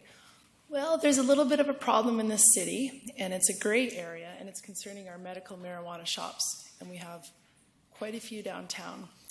And the main problem I'm here about is last week I was walking by a shop close to the Modern Cafe, and I walked past and I thought, well, that's interesting. What's that? And it said, Harry Pothead and the Magic Stone. And right next to it was green wheat and ham. And I thought, that's not Dr. Seuss, what? And so I thought, oh, that's interesting. Now, I am alternative. I'm an alternative recording artist. I teach a rock school, and I also teach an animal club. So I'm in with kids, and I'm in with parents of all demographics. And so I ran this little problem through my very straight parents, my hippie parents, my straight manager friends, and all my friends. And no one ever tells me the false truth. Everyone just tells me the straight up truth because I love it all. So everyone was honestly truthful, and they said, that's not wrong because this is advertising to children, and this is making it cool and interesting for the teens and kids. So I might watch American Dad on a Saturday night, but my children definitely don't see American Dad. So any form of tobacco or smoking or drugs or alcohol needs to be shifted away from the young viewers. And in a case like this, when it's a gray area, what I like to do is say, okay, who's the most vulnerable here? And let's make a choice to protect the most vulnerable. And I believe the kids are the most vulnerable. And because of the current culture right now that's making pot smoke awesome and just get stoned, man, that doesn't really work for growing brains. And I'm concerned that because the storefronts are not blacked out like all other tobacco shops, I'm concerned that the kids are getting fed potentially wrong information, and it is an attractant to children. Now, my other point is, it is also probably doing a disservice to our society having far too many pot shops downtown. And just today, one of my friends came up to me, and I'm friends with everyone. And everyone tells me the straight truth. And two of my friends came up to me this morning. Hey, Shauna, it was totally awesome, the new pot shop down the street. We got free brownies because we're like new customers, and we also got like pot seeds and all this for only $8.80. So we're gonna go down to the waterfront. We just got some beer, and we're gonna go have an awesome day. Isn't that cool? And so then I just go. I'm friends with the RCMP, and I just go tell them things, and they tell me things back. And so I went to my friend at the RCMP, and he said, "Oh my God, it's just a great area. You should definitely talk to City Council about seeing if they can do something like probably put a cap on how many pot shops in a certain population district, and talk to them about blacking out the thing, because it has to be the same legislation as the tobacco industry in town." So now I'll be quiet. Thank you for hearing me. I don't agree with the fact. Oh, so I drove by the place on the way here. Sorry. I went to go see her last week after all my friends said, "Shauna, that's terrible. Why don't you go do something about it?" I thought, okay. So the next day I went down there, and I was all nice and polite. And I said, "Hello, my name is Shauna McAllister, or Jupiter Jill, and I've been sent as a peacemaker to come speak with you because some of my friends have some concerns with your storefront advertising." I said, "Would you be able to consider that it could be an attractant to teens or kids that smoking is cool, and this is really funny because it looks like Dr. Seuss?" And she said, "Absolutely not. And I'll put more out there if that's the problem." And so I was really polite, and I listened to her explanation. I said, "Thank you for sharing." And so I drove by today, and it was like filled with the Dr. Seuss looking and with the Harry Pothead stuff. So she doesn't care. Sorry for saying that. And so I'm just asking that you guys say, "All right, places, if you want to run, you play by the rules, because we're going to protect our kids from all this stuff." So I'm done now. Thank you. Thank you very much. Questions for the delegation? Councillor Hong? Yes, thank you.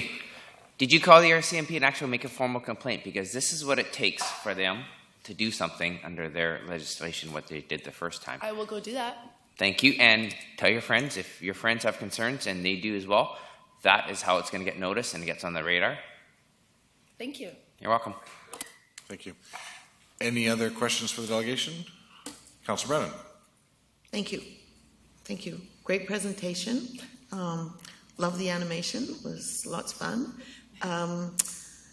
I am not as optimistic that we can have impact on this at this time, because there doesn't appear to be any rules that the senior levels of government are, telling us about anyway. So I don't know what we can do about it, but like you, I would like to see something like done, particularly about those books in the windows. That really offended me. It offended me to a great degree, because I have grandchildren. I brought up children, and I know that those things will be really interesting to them.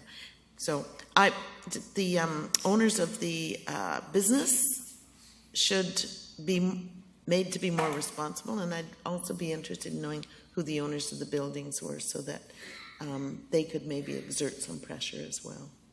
Thank you. May I address that for 1 second, Sure. please? So as a musician, I actually have a really good sense of timing, and sometimes with these issues that are gray area, it's a really nice time to put forward a proposal to the city to get a new bylaw in, because go ahead and try to change it afterwards, because this is our gray area time. So that was my only consideration, that maybe the time is now to do something. You know what? I think one of our problems is, and I'm guessing here, but because we don't specifically allow them, it's hard to specifically prohibit them too. I don't know how true that is. I just get that sense. So that's what our staff will tell us. So thank you. Thank you. Councillor Fuller. Yeah, so as you know, Shauna, after you had mentioned this to me, I went down, I took pictures. Council got them all that day. It was a heck of a time trying to get them in. I had to send different emails with the different pictures because I was using my iPads. Correction on the Dr. Seuss one, it's actually green buds and hash. Oh, okay. Yes. Thank you. So totally agree with you. Even when I did send this, I sent them a picture of the smoke shop.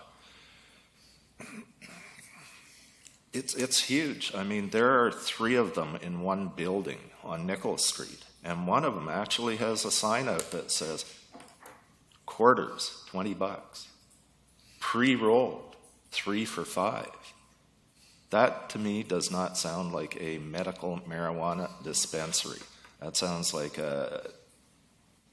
someone flagrantly dealing drugs without having to do it in the dark. So something has to be done. It is getting out of hand, and hopefully that something will be soon. We're stymied right now. We're stymied with what we can do. I would love to see us put together a bylaw that says any medical marijuana dispensary has to cover their window up like we do with cigarette shops. This one, I could just picture a kid going, "Oh, can I get that book, Mommy?" Not knowing what it's about. Yeah. It just makes it cool for the teens, because the teens go, "Oh, look at that, that's so funny."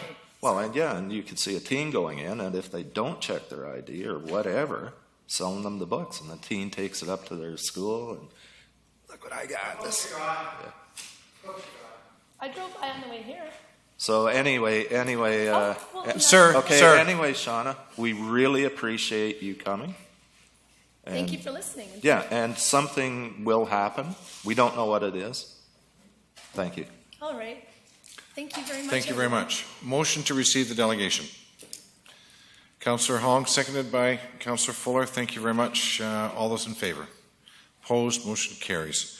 I couldn't agree more with Councillor Fuller on one aspect, and that is that if we look at the flagrant disregard of any authority in the community right now, with people walking around with sandwich board signs outside, 3 for $5, and windows and so on and so forth, I think we're getting to a point where we're losing patience. And I would suggest that council consider what next options may or may not be. These stores wouldn't even qualify to meet the wine store requirements in our community. Those requirements are tougher. Tobacco retailers, the requirements are tougher. And I'm starting to lose some patience with the flagrant thumbing over their noses at legislators. Thank you. The next item is Mr. Russell Holmberg. Your Worship? Oh, pardon me. Because I wanted. Motion on Is the this on the same issue? No. I just wanted to ask staff some questions. Okay. Councillor Brannan. I know that there is a staff report coming, so I don't know what our legal position is in this, but is there any opportunity for some sort of moral suasion around things that target children? Can we try to call together a group of the owners or the business owners to sit down and say, look, some ground rules here with regard to marketing to children? Are you willing to have our staff try to pull together a meeting like that so that we can at least try to persuade them that there are some things that really will be off limits when the rules come down, and we just want to start here today to make sure our kids aren't targeted for marketing? My initial reaction is I don't see a jurisdiction or authority for staff to be undertaking that type of work.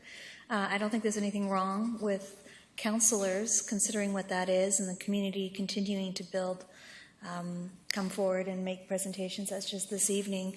But right now, I can't approach, unless there's a regulatory area that we're involved in.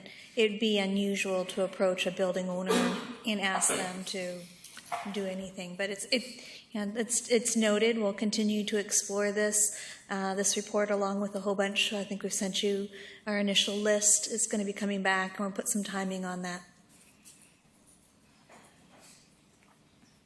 Anything supplemental? No, that's why I use the term moral suasion, because I understand that we don't have regulatory authority, but I thought we could sit down and have some discussions about what we might agree on. But if you think that that's sort of outside of our jurisdiction, then I'll accept that. Or more political. Thank you. Councillor Hong. Thank you. Well, on that note, why can't we invite them to an in-camera meeting of council? Under what section of the charter? Negotiations of something. Right? Can't we get them, or not even in camera, as a meeting with them, with council, not even a formal setting?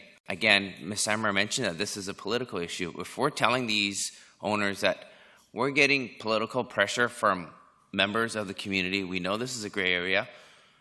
If you want us to start pushing buttons and we're have to force to push back because our community expects it from us, or if you want to ride it out and to see what legislation brings forward, there are two ways of going about doing this. So it doesn't have to be in camera, but it could be a meeting of council with these owners to kind of lay the ground rules, like exactly what Councillor Fuller said and what Shauna said about advertising, that they're bringing up issues that we know that we don't want to deal with. That's the bottom line. It's not that we can't deal with it. We don't want to deal with it because higher up is going to deal with it. So let's talk. Let's open the dialogue. And I don't think it should be staff's job. This, again, is political. So it should be council to these owners. So it doesn't have to be in camera. It could be wherever we want to do, but we should get together with them and have a talk. I think that's what Ms. Brandon's asking, if we can do that. So I would suggest that we just simply receive the delegation and receive the information, and over the coming days, council can have their own, sidebar discussions about how they want to proceed. That's already done. Great, thank you. Did you want to add anything to that, Councillor Fuller? Yeah, you were asking under what grounds? Section 90G, litigation or potential litigation affecting the municipality, because where all of these dispensaries to band together, blah, blah, blah, blah, blah. So there would be something we could invite them with and justification under the charter. So I'm not certain that's staring us in the face. No, I know. You're stretching the But we definitely, something needs to be done, because next you're going to see cupcakes, brownies, et cetera, et cetera, et cetera, in the windows of these dispensaries. And yeah, we can't be doing that. There's no reason you can't have an e-town hall on this subject. And when you get further along with Dale's work on the report and approaches other communities have taken, I can't imagine this going anywhere without extensive consultation with the public. Thank you. Councillor Newcomb. Thank you. I totally I concur with the delegate, and I'm probably breaking the rules of saying I agree with her up there, but nevertheless I do, and its timing is ripe right now. The feds are going to probably dance around this for a while. So we should just take charge, how we want it to be before the boat goes by us, and how we want to make bylaws that protect kids. If it's going to stay in, tax it properly and very expensively, etc. So I look forward to the conversation that you suggested. Thank you. Thank you. All right. So the next item is Mr. Russell Holmberg of the Vancouver Island Raiders Football Club. Thank you, sir. Yeah, thanks, guys, for having me here. First off, I'd want to thank the mayor and all you city councilors for hearing my delegation. I've been a director with the VI Raiders in this city for 2 years now. And as most of you know, the Raiders have had their ups and downs, but the last couple of years we've been taking it upon ourselves to make sure that we work hard for the team and that we have a team that we could represent as a city entity. We've been recruiting from all over Canada these last couple of years, and we feel that we have a team that we can say that we have a strong chance of running for nationals again. We have young, talented players that want to get involved in city activities, city events, and want to work here in the city, and even stay here in the city in their off season. One thing about the season that most of you probably won't know is if we finish first overall in our regular season, we have the opportunity to host all the playoffs, the Cullen Cup, which is our provincial tournament, and then the Canadian Nationals. So our goal this year is, of course, to promote and market the team as a community team and a game that you and your families can come out and watch and enjoy. Our season opener is actually this July 23rd, which is this Saturday at 2 p.m. And we're actually, we're trying to make this a big grandiosos of an event by having face painting for the kids, national anthem sang, and music supplied by Indian Entertainment, which has been working with Discovery Nanaimo. And we're actually also working with the real estate webmasters and offering them an employee appreciation day so they can bring all their staff, enjoy the game at a discounted price. I'm also in the works right now with having a military appreciation day as well for our September 17th game. So I've been in talks with all of the local military facets in our city. We're going to be honoring a military personnel that was injured in Afghanistan at that game as well. We're also inviting all the cadet groups in the city to enjoy this game on behalf of our appreciation to them. And as part of our season opener, and this is kind of two reasons why I'm here, is as part of our season opener, we wanted to have Skydive Nanaimo fly into the stadium as our national anthem is being sung. They put a big Canadian flag on the back of their people, so it is in tune with each other, so it drives crowds, it helps us with marketing, and it brings people back to the game where they might not normally attend because it's fallen by the wayside, right? We were told that as an organization, we had to increase our liability from $3 million to $5 million on behalf of Skydive Nanaimo. They did this, and now we're being told that we as an organization have to increase our liability insurance as well. Skydive Nanaimo has worked with large organizations and are regulated by Transport Canada. They recently jumped into Hayak Stadium in New Westminster, Parksville at the Sandcastle Days, and Beach Days in Qualicum.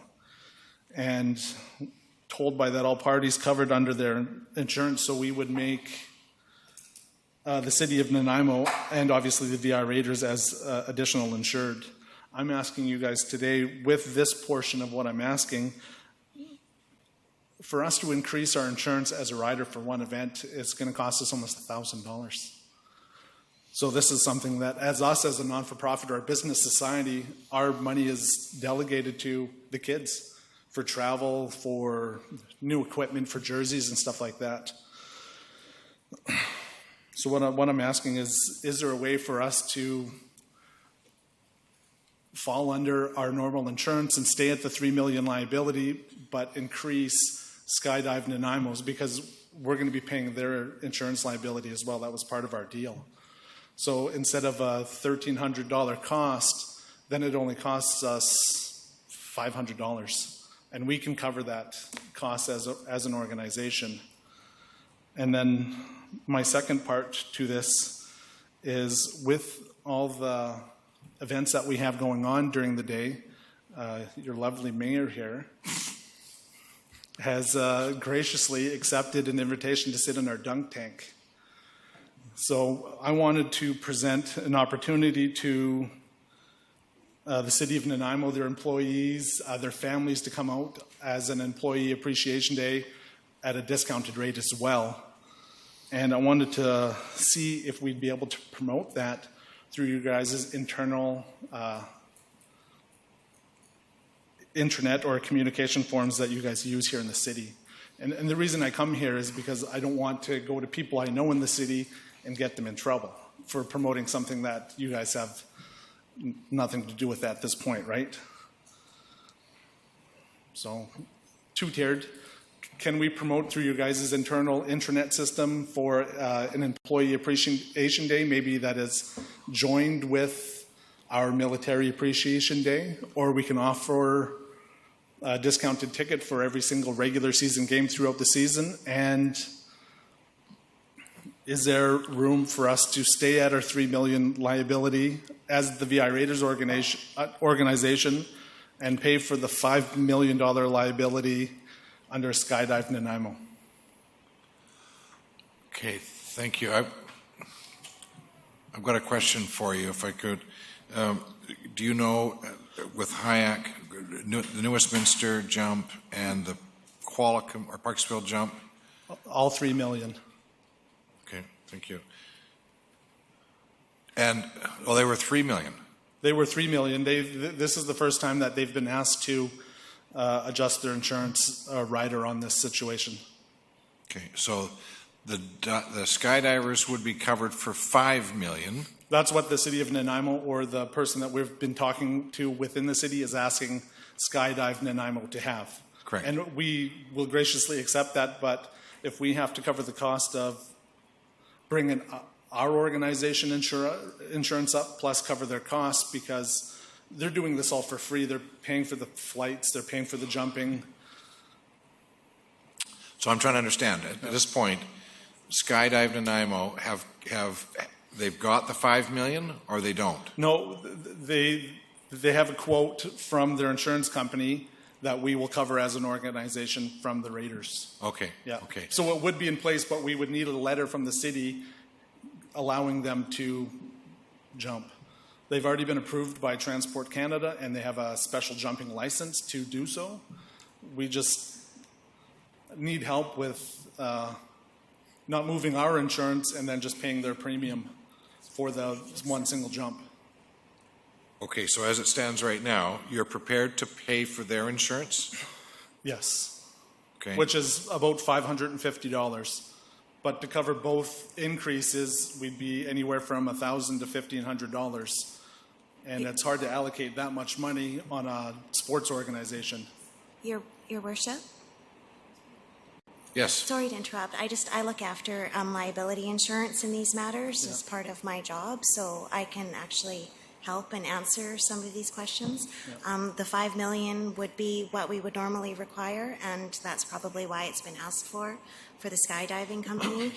But there's different avenues that they can take. The skydiving insurance for that day could add VI Raiders as an additional insured on their certificate, and or the $3 million as well as the $5 million from the skydiving that they have in combination should be sufficient. There's no set amount that it has to be $5 million, so it's usually determined upon risk. So it's something that I could talk to Parks with, if that's who they've been speaking with, and we could work something out with the delegate. I guess we're going to have to get on it pretty quick because the event is this Saturday. Yes, but because it's an insurance requirement, I don't really think it's something that council could waive anyways. It would be something that staff would have to try to work. We've also had some sorts of insurance policies in the past where we can help out organizations like this with the expense of the certain types of policies like this, because they are costly, and we want to help encourage these events to continue and be able to go on. So we have some insurance in place for special events, so I can look into that as well. I just hadn't heard of this yet, so thank you. So if you can work with Mr. I guess the other question he's asking is that if one group gets the 500,000 or $5 million, can the football club ride on that? Yes, they're required to be named as an additional insured under there, and so with the city of Nanaimo as well. Thank you. Thank you. So now, the other request you're looking for is a letter that's going to allow that to take place? Yeah, we were told by planning that we had to have a letter from the city stating that they approved the jump. From planning that council endorses the event? Someone within the city, so I just assumed that if I was coming here for one, I could just talk to you guys about the other. Whether you guys direct me to the appropriate department that I have to talk with. Okay. Thank you. Ms. Sammer, can you help us with this one? I'm not sure about the requirement from the planning. We'll have to follow up with that. I'm sorry? I'll have to follow up. Okay, so failing that, I'm thinking that it's going to be too late by the time our next meeting comes up. Should council endorse the event at this point? Subject to appropriate requirements being met. Okay, great. Thank you. Thank you. So moved by Councillor Hong. Is there a seconder? Councillor Fuller? Thank you. So, any questions on the motion that's on the floor? Okay, call the question. All those in favor? Opposed? Motion carries. Okay, so you have a question concerning the motion, Councillor? Well, I didn't know what the motion was, actually, and I was trying to get involved. I thought we would receive the delegation first and then discuss if there was a motion. What is the motion? The motion is to endorse jumping into Caledonia Park this weekend, subject to all regulatory requirements being met. And who made the motion and who seconded it? It was made by Councillor Hong and it was seconded by Councillor Fuller. And the only thing that we voted on, I didn't vote because I didn't get an opportunity to ask questions, but so we're just simply giving endorsement to have a skydiver jump in through the airspace onto the field during the national anthem with no costs to the city. Is that correct? That's correct. Thank you. Thank you. Okay, Councillor Hong, Councillor Yoakum, was that on the motion or is that on the? Since we're in a bizarre position here with the delegate here, but Ms. Samra, I heard in the motion you say subject to, I know the checks and balances. Thank you. That's why I needed to confirm that. Thank you. Okay, so the next one is you also have a third request, which was with respect to the September 17th game, that that you'd like permission to be able to promote that as a City of Nanaimo. Your Worship, could we vote on that first motion? I'm sorry. I thought we did. I'm not sure if it actually happened because Councillor Bestwick jumped in. So. Okay. Could I speak then? Stand by. Councillor Bestwick, go ahead. Well, thank you. I didn't jump in. The motion was called, or a vote was called on a motion while the delegation is standing at the podium. Didn't know which motion we were being asked, frankly, after the delegation has gone on. There's about 3 different requests inside this presentation.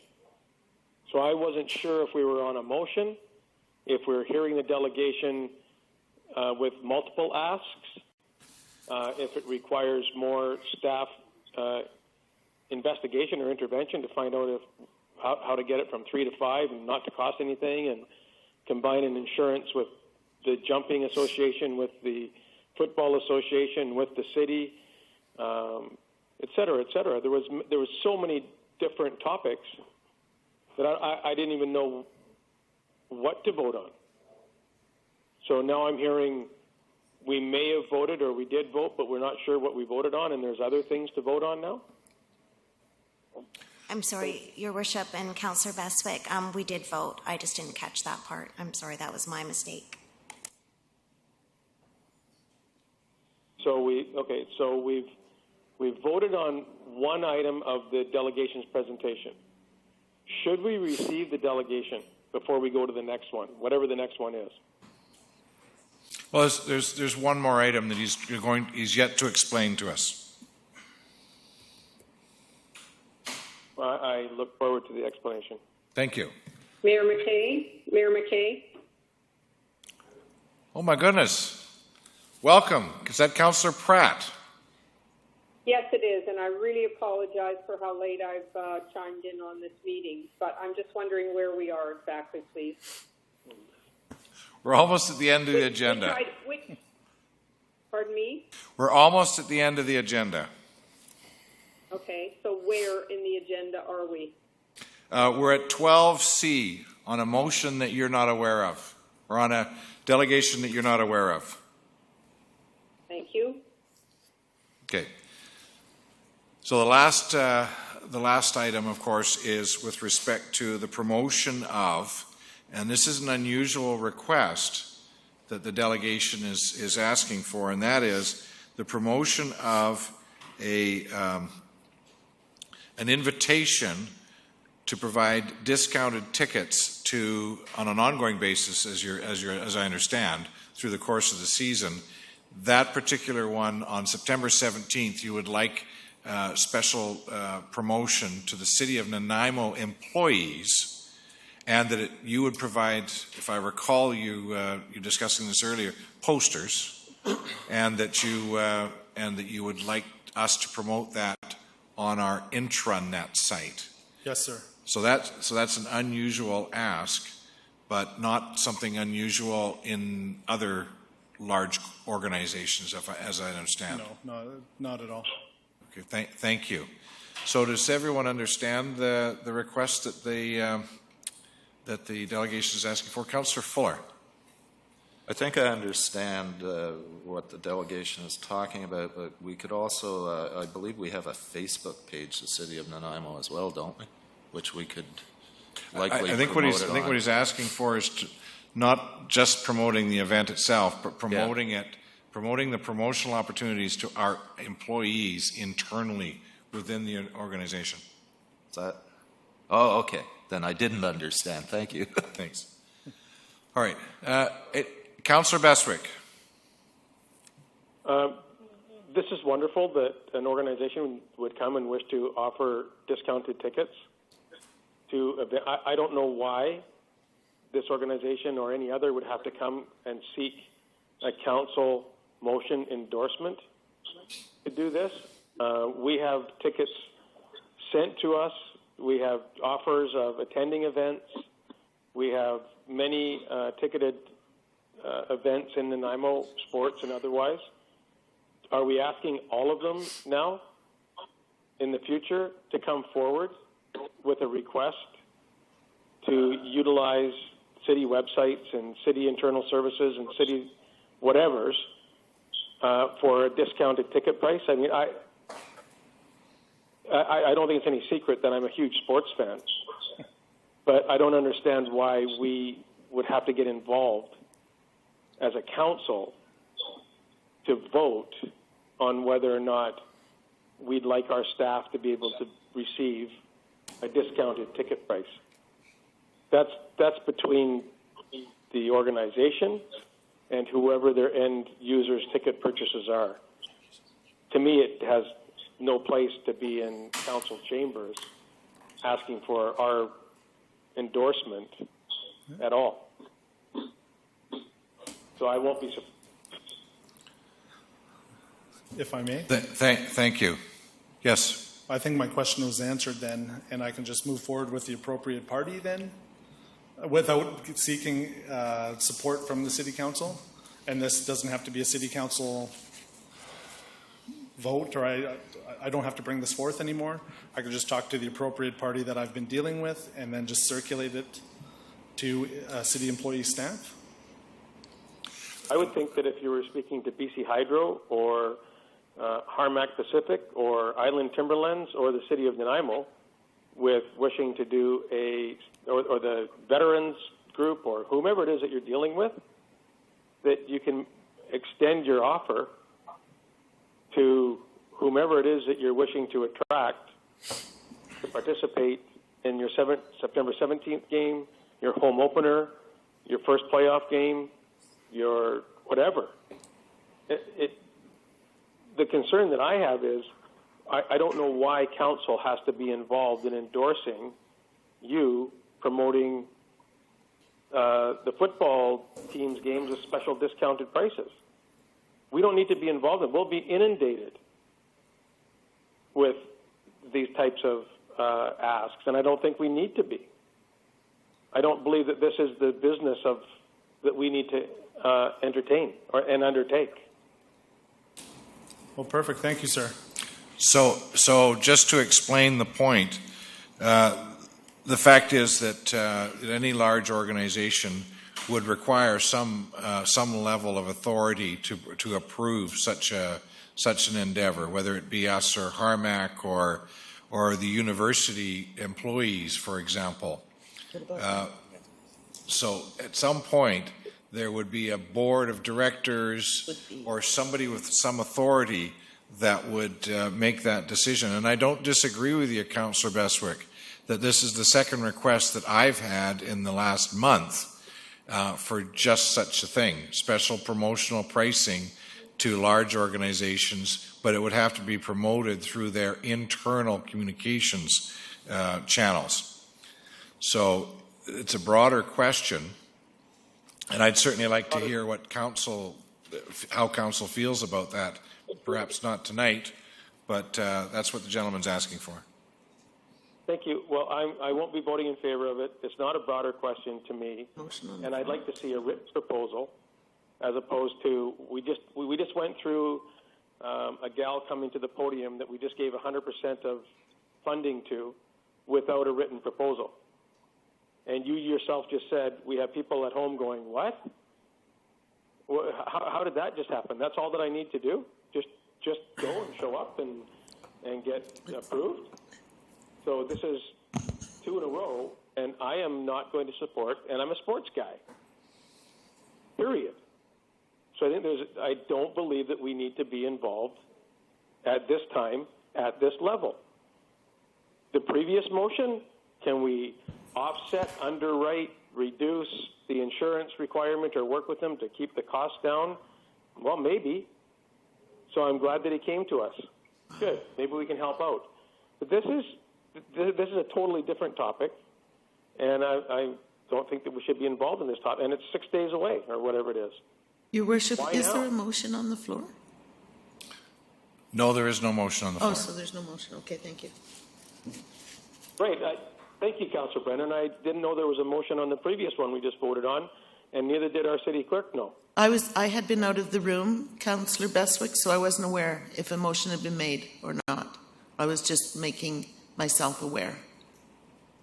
No, and just for clarity, I think the delegation has heard your comments, and the game that they're specifically talking about is September 17th. So there's plenty of time for a written submission.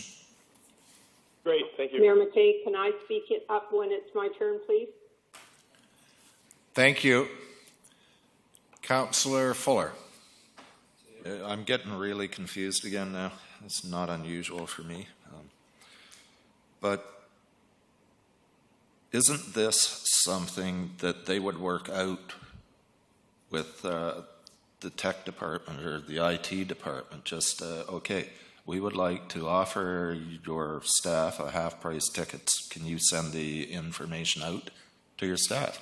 And IT would say, yeah, sure, sounds like a great idea. That way it doesn't come to us. It seems to me like that would be the way it would work, as opposed to coming to council and asking us to do it. I don't believe the gentleman that came realized that maybe he could actually do that, approach staff and ask them, as opposed to coming to council. I don't know if it would be that simple. In actual fact, somebody would have to give authority for them to do that. Councillor Yoakum. Thank you. Another sports guy, and love the product. Always have. Love the Raiders, love the Timbermen, love the Clippers, and all the good stuff in our town, varsity football. But I think if there's going to be half-price tickets, I think we should go to a user group that could utilize the half-price tickets. Myself and members of the city of Nanaimo can go down there and fork over $20 or $18 or whatever it is. So I like to go to a user group, Kids in Care and groups as such. So that's where my energies would be if I was involved as a director, but I'm not. And yeah, I just want to share those words. Thank you. Thank you. Councillor Pratt. Thank you. It seems to me that this opens the door for an awful lot of people coming and offering discounted tickets and then asking for advertising in exchange for that. And that's really what we're talking about here, I think. And that would keep our IT department pretty busy advertising all these different things. And I'm not sure that that's where we want to be. I think this is something that staff need to have a look at. it's an idea that's innovative, but I'm not sure that it's something that we want to really get involved in. So I would like to refer it to staff and ask them what they think of it before we go any further. This is a little more complex than just offering free tickets. Thank you. Councillor Brennan. I have some serious concerns about this. I think it's a great idea, to come up with ways to market things, but really to offer city employees discounted tickets, it could be construed as an inducement to maybe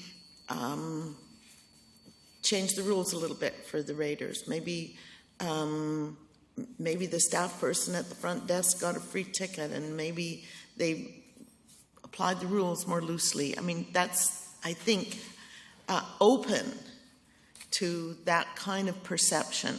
And that's why I think we absolutely have to stay away from this. If there was a marketing scheme that said, we're going to give discounted tickets to any company or any public sector organization that buys over 100 tickets, then you can get a discount. But specifically, just being a municipal worker entitles you to a cheaper ticket than anybody else. I think that it looks fishy. It doesn't look good. It's open to bad interpretation. So I think we should stay away from that. That's my take on the whole thing.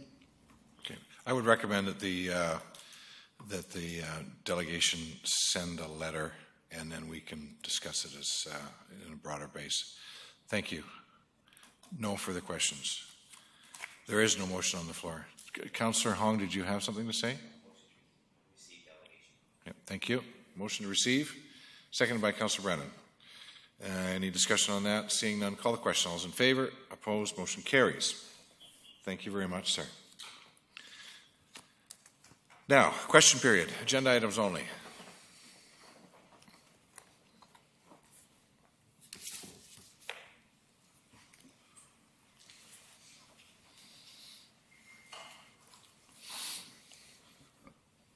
I'm holding off the rain for Councillor Bill to run and get the pizza.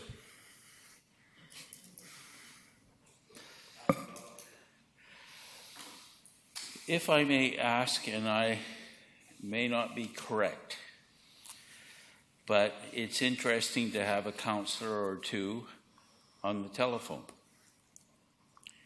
I am not aware of Councillor Bestwick being asked for his vote on the appointment of a corporate officer.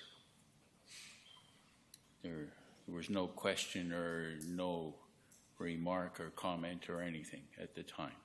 Normally what we do, sir, is we consider that they are voting in the affirmative unless they speak otherwise. Thank you very much, because there was only 4 in the room at the time. That's why I'm asking the question. Thank you. Thank you. Further questions?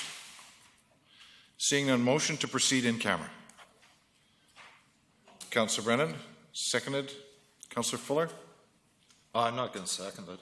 I'm opposed to going in camera. Okay, so is there a seconder to go in camera? Councillor Hong, thank you. Moved and seconded. Any discussion? Councillor Fuller? Yeah, once again, we're going in under items that are delegated as mays, and I'm tired of it. I've been fighting these meetings constantly for over a decade now through letters to the editor, presentations to council, that we have in-camera meetings that don't necessarily have to go in camera. That's my opinion. I get that. So I am not going in camera on this. If the motion is to go in camera, I will not go in camera. And I highly suspect something might be added to the agenda afterwards, which I'm also opposed to. I'm opposed to things getting added without knowing what it's about, without having reports. So I will not be going in camera regardless of what this is. Everybody else can go in. I will get the minutes, and if I don't like what I see, then we'll see. But I am not going in camera on this. I need to do this. This has been well over a decade that I've been opposed to these. It's every meeting we're going in camera, every freaking meeting, and we shouldn't be, my opinion. Thank you. Councillor Yoakum. Thank you. I don't. So tonight's 2 agenda items. I don't even know how to say them out loud. Am I? No. Okay. Anyways, I don't believe they're in camera items. I think the first subject is definitely conversations between the public, and the second one to me is a gray area. So to me, these don't kind of fall under the 3 L's I've been ingrained since I started. So I will be voting going in camera, but if we do go in camera, I will proceed, of course, to follow through with the meeting. But I don't think these 2 items should be in camera. And we go in camera far too often. Thank you. Thank you. Councillor Brennan. Thank you. I don't know whether we should be in camera or not, but at this point, this says that we may go into camera. It may go in camera. So I will vote yes on that. And then when the agenda, the in-camera agenda is in front of me and I see the items on it, at that point I can exercise some sort of judgment on this and say, wait a minute, I don't think item 3 should be in camera, and ask to move that out. Or I may look at it and think, yeah, this has been correctly done. But I really don't get the chance to make that judgment until we have moved into camera and I get to look at the agenda and I can make the decisions then. And at that point, those things that I disagree with can be removed from the agenda if others agree.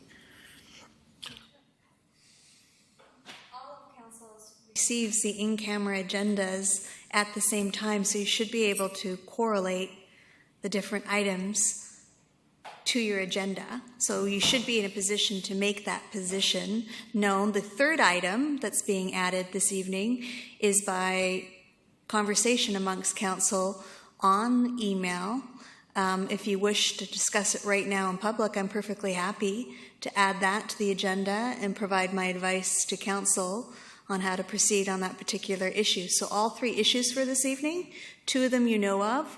One of them is absolutely labor and employment because it involves 2 separate audits and reviews that do have some statements. The majority of it can be moved into open, and the recommendation will be that it be moved into the open, but some of the observations do pertain to employee and labor issues.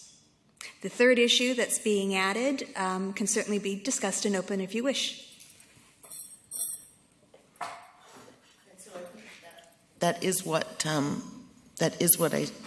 I said, was that at this point, because the legislation allows it, I'll vote to yes, go in. Once there, then the discussion happens, because there may be really solid reasons that others have for this, or this item must be in, and I may be convinced by it, but I'm not going to know that until I'm sitting in there with others talking about whether the items are all accurately placed.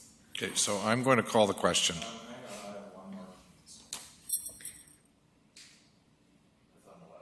Is it something new? Yes, it is absolutely new. And this would be to legislative services through the mayor. Are we not required by the community charter to announce the agenda? We have a special in-camera agenda thing announcement on the city website. It's there. Now that is for the items that we're going in camera. When we add another item, we get an addendum, and that is put onto the city website. There was no addendum for this. Yes, we had talked about it, but it was never added as an addendum. It could easily have been put in as an addendum on Friday. And so anything that is a third item should not be discussed, because the public doesn't even know. They know now there's a third item, but they don't know why. And it wasn't posted with 24 hours notice. I can respond to that, Your Worship, if you Yes. would like. There is in the procedure bylaw, an allowance for late items beyond the addendum, and that's if they're an essential matter, so something that's deemed essential. And it is up to council to then amend the agenda with the addition of the late item. So it is council's will to amend the agenda to add the item, but there is an allowance for an addition of a late item after the addendum. Thank you. So, Follow-up to that is I can agree with that. There is that allowance, but we had plenty of time to put this on as an addendum item. Plenty of time, and that's what I disagree with, is just holding it back on purpose until you get in camera and then bringing it forward. okay, so I'm going to call the question based on the motion that the meeting be closed to the public in order to deal with agenda items under the community charter under section 91C, F, and N. And I'd like just to make sure we're clear with all the people that are voting so that the clerks can make sure that they get the recorded vote. So all those in favor of going in camera? Opposed? Councillors Fuller and Yocum opposed. Councillor Bestwick and Councillor Pratt. In favor. Both in favor. Motion passes. Thank you. I'd still like to make the offer. I just want to speak to the motion that the third agenda item being added to in camera this evening. I attempted to get instructions from council on how to proceed during the week. I'm not sure the last set of conversations about it, but in the absence of having consensus on how to proceed on the water issue with Lanceville, I recommended that it be put on the agenda. It can be in either open or closed. I can certainly brief you in an open agenda to a certain degree, but it will require additional conversation in the closed meeting. And given the 30-day time requirement to respond to the city or the town of Lanceville, I don't think that this item can wait another week so that I may get instructions from council on how to proceed.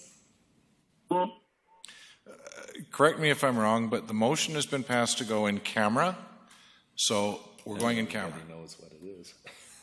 Mayor McKay, Yes, Councillor Pratt. do I have to redial back in again? No, you do not. Oh, Thank you. one person says yes and one person says no. Yes, no, yeah. Stand by. Thank you. Derek? We do not. Okay. We'll catch you in the other room. Thank you. Moving, the meeting is now in camera. Okay, we adjourned this one already. Oh, we didn't adjourn. We're going in camera. No. Slide it over. There's no reason you can't adjourn.